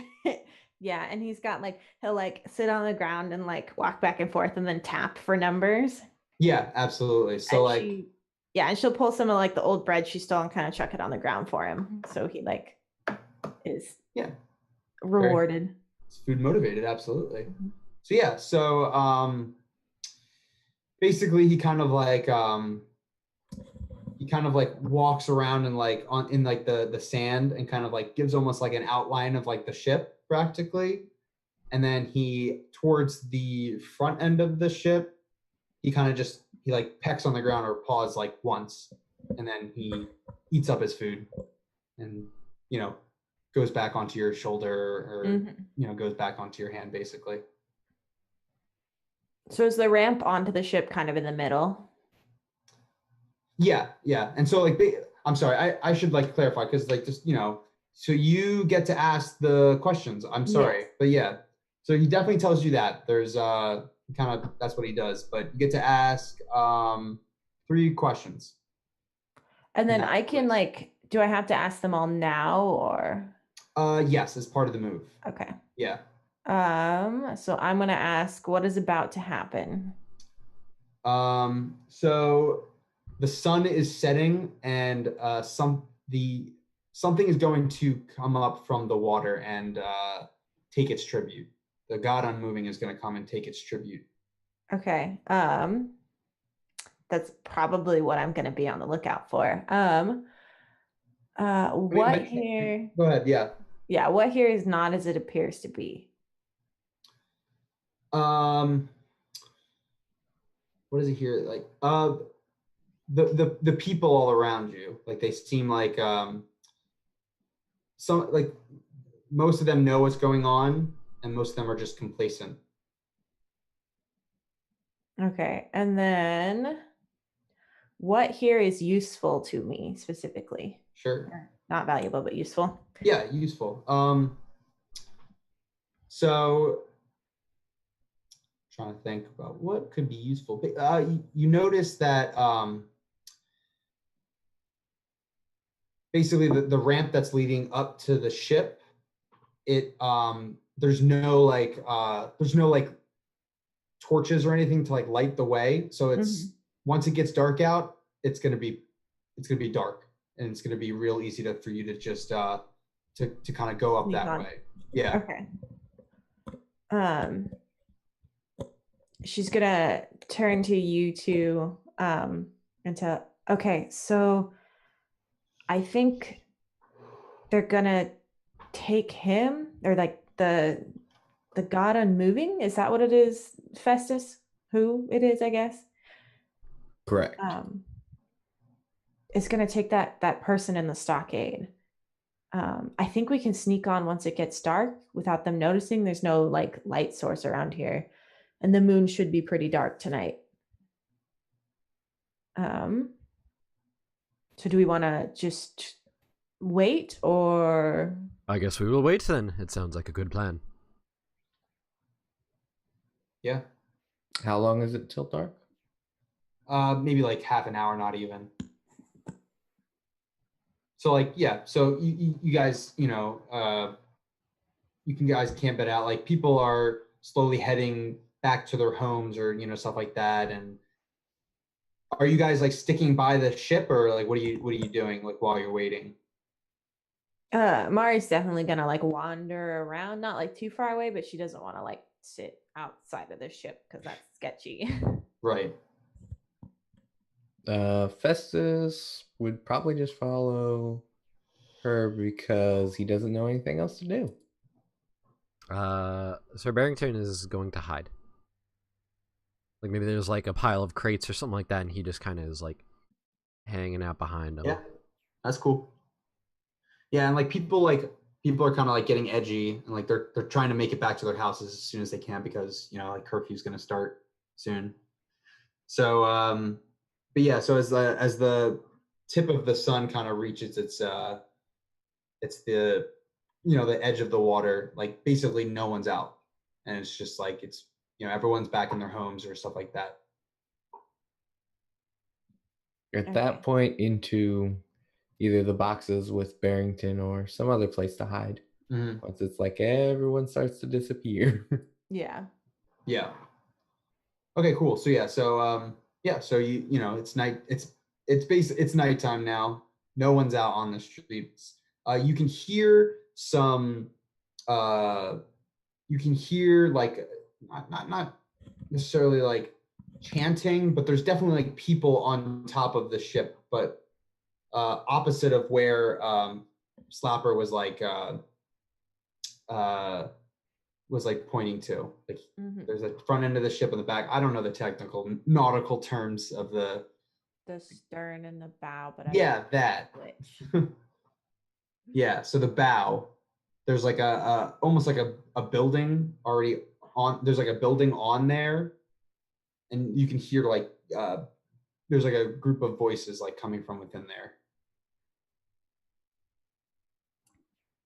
So should we start heading our way up? Yep. Mari's gonna like pull her bow out and have it ready. Mm-hmm. Okay. So Sword and shield at the ready. So Always has a staff going, so. So where do you go? You kind of like walk up the ramp and you notice that like the center area of the ship is like completely like caved in and it just kind of inky blackness of like you can hear like the water kind of like moving in between it. And so again, like off to like your right is like that building. You can hear like the voices, and to the left there's these 3 poles set up, and the gentleman that was in the stockades has been tied up to one of them. Festus, did you want to grab him? I can keep watch. Is there anyone around? There is, you don't see anyone, but you can hear people from the like this building that's off to the right. And that's relatively close, correct? Yeah, you can, yeah. Mari's gonna like train her bow over to that area, and as soon as anyone like walks around who would spot them, she's just gonna shoot them. Mm-hmm. In the leg. Specifically. Yes. Called Brutal. shot. I don't have anything to cut him down with. I do. At all. You have a big old sword. Yeah, I'm gonna do that. All right, so you're gonna go over there and try and break him loose, basically. Yep. All right, cool. And so Mari and Festus, are you gonna join him? Or are you gonna like what are you gonna do right now as Sir Barrington heads on over to the prisoner? Mari's gonna like kind of stay towards the exit area of the boat and keep an eye on the people, or like where the people would come from. Okay. So you're like by like that ramp area? Yeah. Basically? Okay. Just playing lookout. Festus has already failed on this once. But he has communed with his, well, not communed. He has received guidance. So he is going to try again to cure light wounds on him. On like the guy that's like wrapped up, basically. Yeah. Well, if he's still alive. Yeah, he's still alive. So. Yeah, go ahead and. As he's getting cut down, again, hand on the other shoulder, what he did before. Yeah. So go ahead and roll for plus your wisdom. Oh, thank God. Gorm. Thank Gorm. Yeah, thank Gorm. Okay, cool. So, so you do the thing. So, so go ahead and what is it? How much is it 1d4 or how much is I believe it's a d8. Let me double check. D8, yeah, it's 1d8. So go ahead and roll 1d8 to heal him. And then you can choose one of those things from that list there.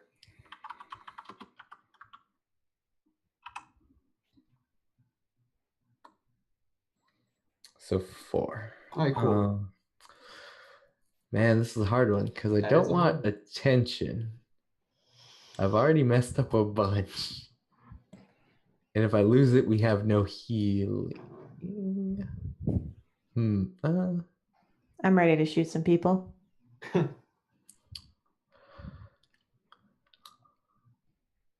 I'm going to lose the spell. You're gonna lose it. Yep. All right. So so the deity, you kind of like feel like you heal the guy, his burns on his back kind of like slowly kind of like mend themselves, like the blistering kind of like returns back to mostly normal skin. He's still like really, really weak, and he kind of collapses onto the deck, and he's certainly looking and feeling a little bit certainly better than he was before being wrapped up. And what does it feel like to like lose your spell? Like what exactly?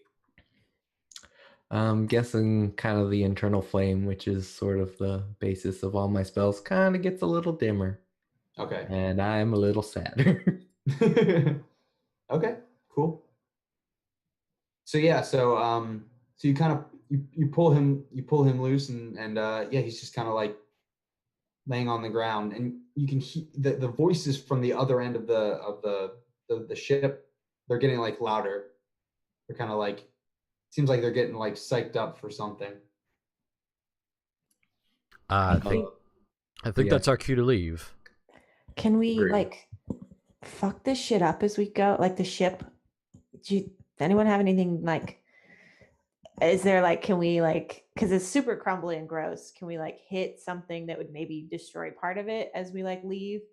Or I mean, you tell me, what are you trying to do? Like, tell me what you want to do, and then we can see what happens. I have she something. Just wants, Yeah. She just wants to break the ship as much, like it's already old and gross. So I have adventuring gear. Mm-hmm.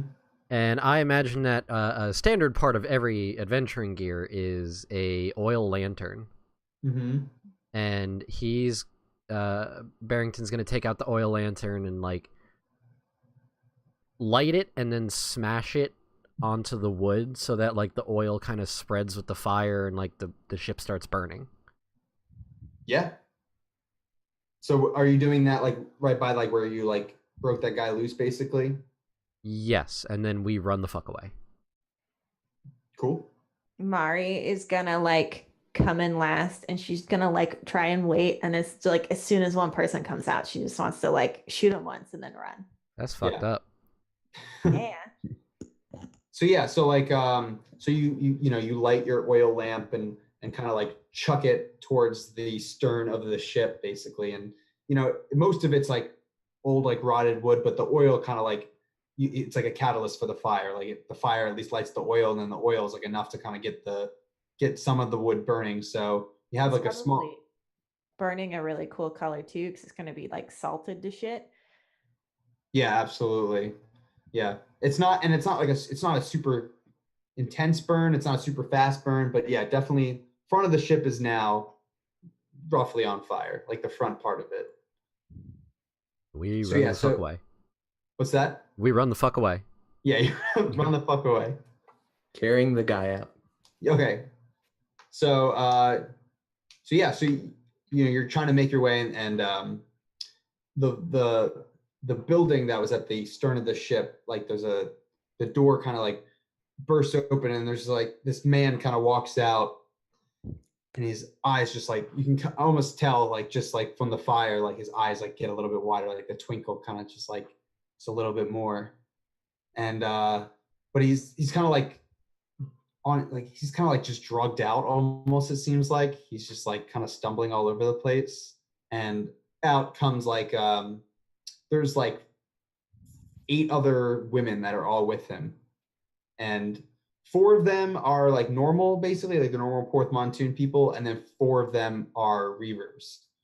And they kind of like all like realize that their ship is on fire, and yeah, the one of the women, and like the first woman that comes out, and it's like they kind of spot you because you're now like illuminated from the back of, like the flames are behind you, and you're kind of like illuminated in the darkness basically from it. no, she's like, no, not the tribute, and they all kind of start running towards running down the stairs towards you guys. As soon as like they came out, Mari would have used her call shot, which they have to be defenseless or surprised for. So before they kind of like saw her, she would have shot one of them in the leg. Boom. Yeah. So so you call your shot. So you go ahead. Which one are you shooting? Like which Probably that first guy who came out kind of dragged. All right, cool. So yeah, so you do your damage and then you roll your dex as well. Yes, and I'm calling for a leg shot. Leg shot, cool.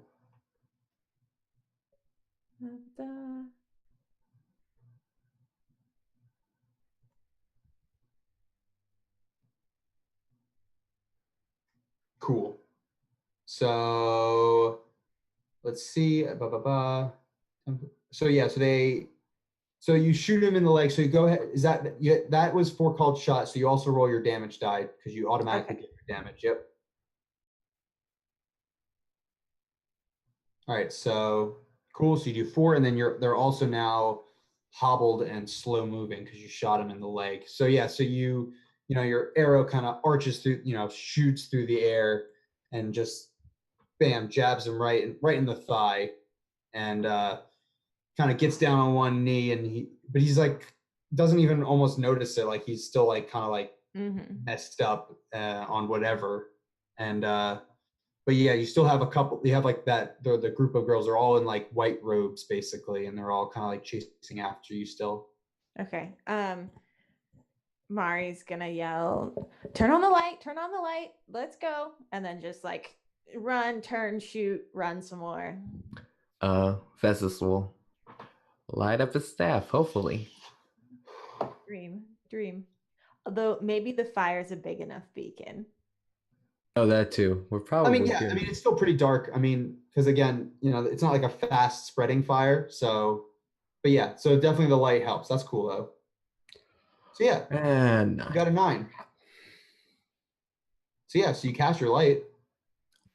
Okay, so the way light works is as long as I have the object in my hands, it stays lit. If I give it up, does that just mean I can't cast it a second time if I stop? So can I like keep my light going until such a time as I have to stop it? Or does it stop immediately? So it says the spell lasts as long as it's in your presence. Correct. Yeah, so as long as, I'm assuming this is your staff? Yes. Yeah, so as long as it's in your presence, then it's going to stay lit until you decide to turn it off, essentially. Even if after I cast it, the spell is revoked, it would still remain, or would it disappear? Yeah, it would still remain that way, but you wouldn't be able to cast it again, essentially. I'm burning another spell slot. Yeah, your deity's real mad at you. Yeah. Even though you healed that guy, but yeah, he's maybe there's more. It's about offering. So in a roundabout way, this might be exactly what's needed. Sure, absolutely. You're offering up your spells. Okay, cool. So yeah, so it definitely like lights the way, and it kind of makes like the deck, because it's all like rotted and like there's easily places where you could like slip and like break into the wood. So it definitely makes things a little bit easier for you guys to run away. And then Mara, you said you're kind of like running and like shooting behind you as you're doing it. Yeah. All right, so go ahead and let's just say, if you wanted to do that, I would have to say you'd have to make a defy danger roll, only because you'd be distracted trying to shoot and like the whole like tip. So if you would like to do that, still you just have to do a defy danger. Yeah. Oh, and then so what are you adding to it? Oh, I would add. So how are you? Did I change that before? So we'll add your intelligence, your quick thinking. You're kind of able to. Okay. So here's the new roll with intelligence. Ah, cool. That's better. Even better. Okay, cool. So yeah, so go ahead and also make your volley roll now too. Da, da, da, da. Cool. So you deal your damage, and you get to you choose one of those essentially. I think I will reduce my ammo by 1. Yeah. So like that makes sense. Like you're kind of like running, and you're not as like super accurate as I waste a lot of shots. yeah. You waste a couple shots in the darkness and stuff like that. And but you I definitely guess I need to roll damage too. yeah, roll your Or- damage. That might help. Yep. Woo! Cool. So yeah, so you definitely like a couple of them are getting like, you got a couple arrows, and then the Reavers are the one that seem like they're most like okay. They got a couple arrows in them, but like you've definitely like slowed them down. They're not really chasing you that much anymore. So, Sir Barrington, what are you up to right now? You're hauling this guy off the ship. I am doing my best to try to protect this man. Like, I am just full on running. Just do you have him like on his shoulder? Or Yeah, like something he's that? just like slumped over shoulder. And I'm just full on sprinting away from these crazy ass motherfuckers on the boat. Awesome, cool. Yeah, So, yeah, Mari will like turn around, shoot an arrow, and then she turns back and she's like, "How does he keep getting so far ahead, motherfucker?" And then she's like, sprint to catch up, stop, shoot an arrow, and it's just I did track in high school. And Festus, the little dwarf, is just kind of chugging along. Little stumpy legs. Yeah. Does he have a? right. Does Festus have a beard? Yes. What kind he's of a dwarf? What kind of beard? Really long beard. Is it braided? Or like no. just is it like a fluffy, like a bushy beard? It is just kind of like a big clump. Is there a of hair. mustache as well? Yes, it's a full beard and Good. mustache, everything. All right. Now that we have this, He's a dwarf, man. listen, there are some weird options in World of Warcraft for dwarf facial hair. Okay, leave me alone. Are you gonna just like full on Lord of the Rings and just grab him by the beard and just chuck him off the ship or something? Nobody tosses a dwarf. I'm not tossing him, but I'm jumping off. Awesome. I'm gonna like try to like absorb the impact of like landing on the ground, because I assume the boat's like high enough up that me jumping down is gonna be like a little uncomfortable. Yeah. So like I'm gonna try to like jump down and like just kind of like brace myself as I land so that this guy doesn't like die. Yeah, that's cool. Yeah. So yeah, go ahead and roll Defy Danger, and we'll say probably your let's just say your strength. Like you're just trying to embrace, just try and tank up the impact of landing on the ground. Hey, fuck my life. 6. Mike, Thump.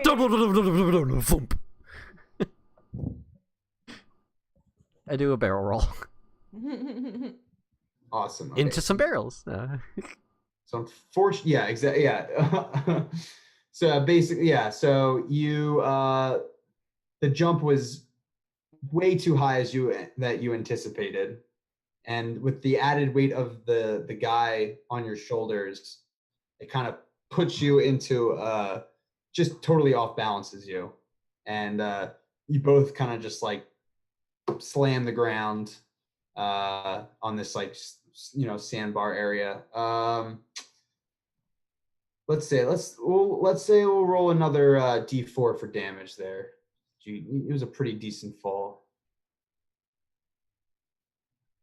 2 more damage. Yeah. Oh no.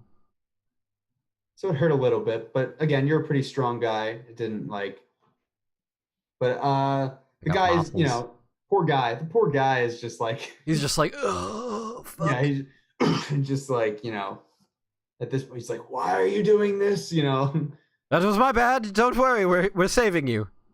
I think. It's like in a Rogue One. It's like don't worry, we're saving you now. It's pretty much. Yeah. Don't worry, we're saving you now. Who's gonna be saving us? Yeah. No, but they'll die in the end.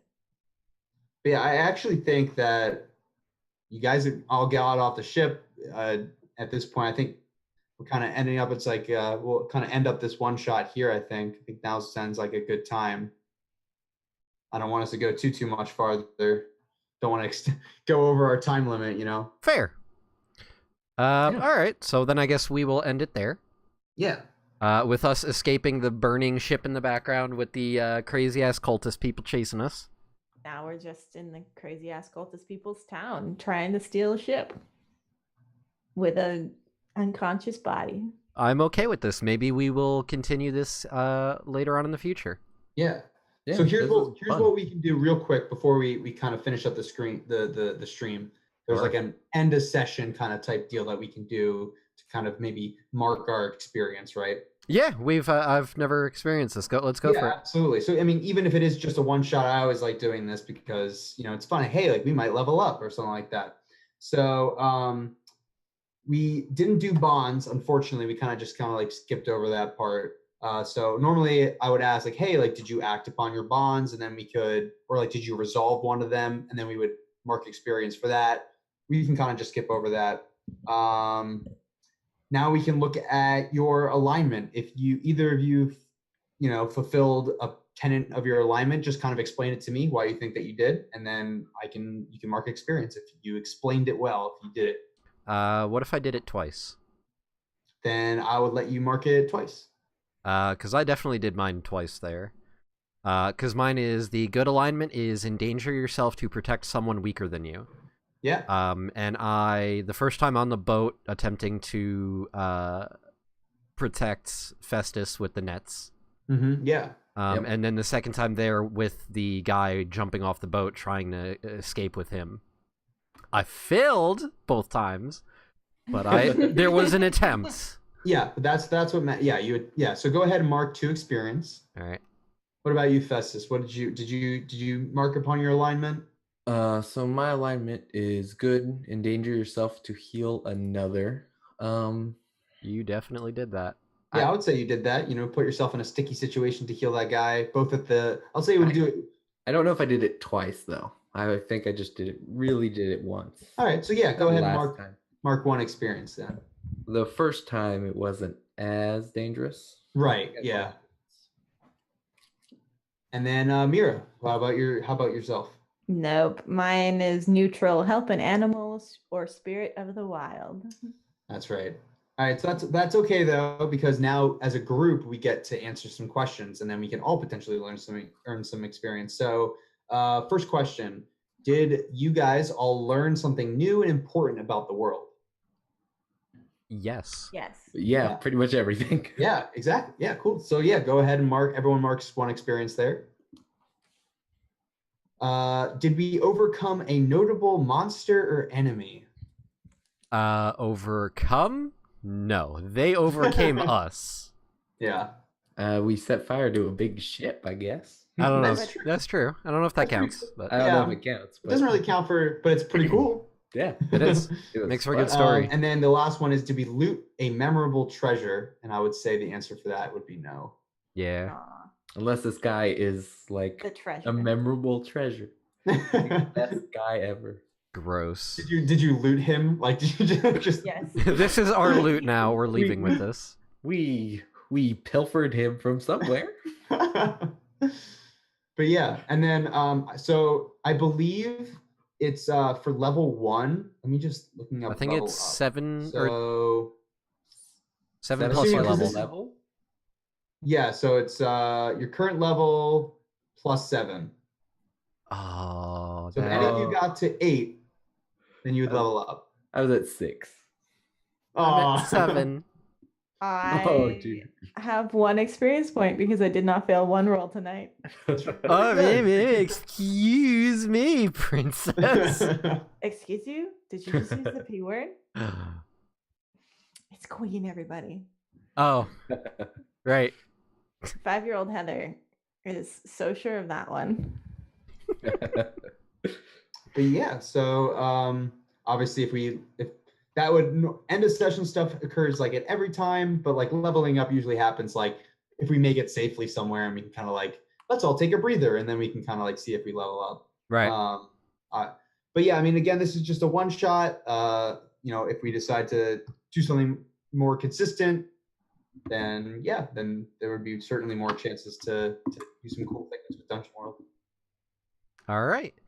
Well, since we are at the end of the stream now, I'm going to do what I always do with this, is that we're going to go around, find out where we can find everybody on social medias and what their favorite part of tonight's game was. And then we will close things off with us fucking off into the nether for an undisclosed amount of time.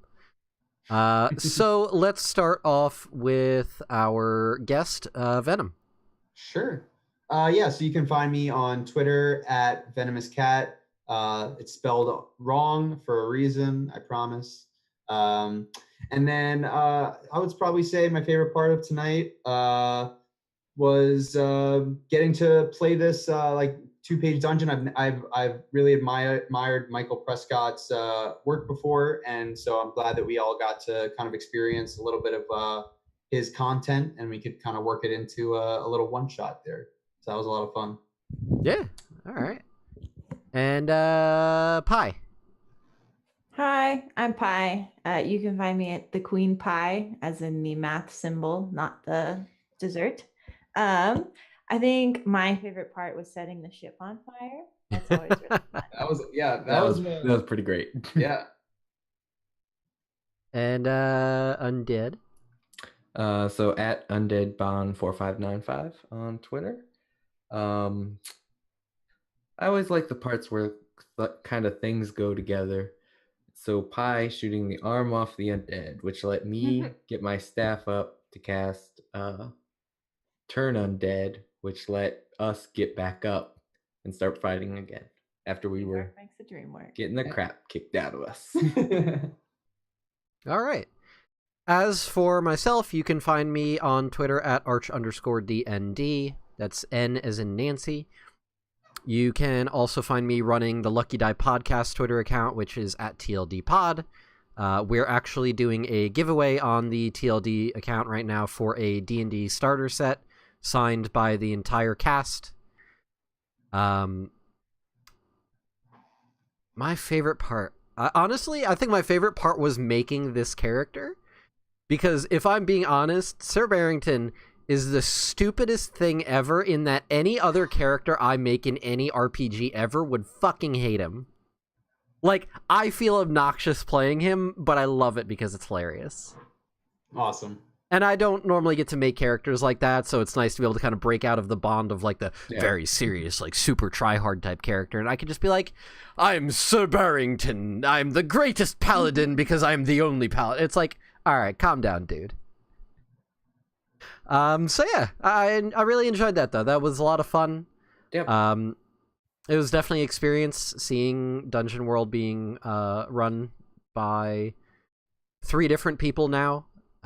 Seeing how the game is played with different people. Yeah. I enjoyed it, though. I liked it. Yep. Cool. All right, so with that being said, we are going to call it quits. We are 2 minutes short of the actual ending time, which is perfect. Yeah, good time. Thank you to everybody for watching on the live stream, and thank you to those of you who may be watching on YouTube in the future. I apologize to our YouTube watchers about the half-hour portion in the beginning where there is no sound. That's my bad. I promise to do better. Get off my back. All right, we're out of here. Have a good night, and bye. Night, guys.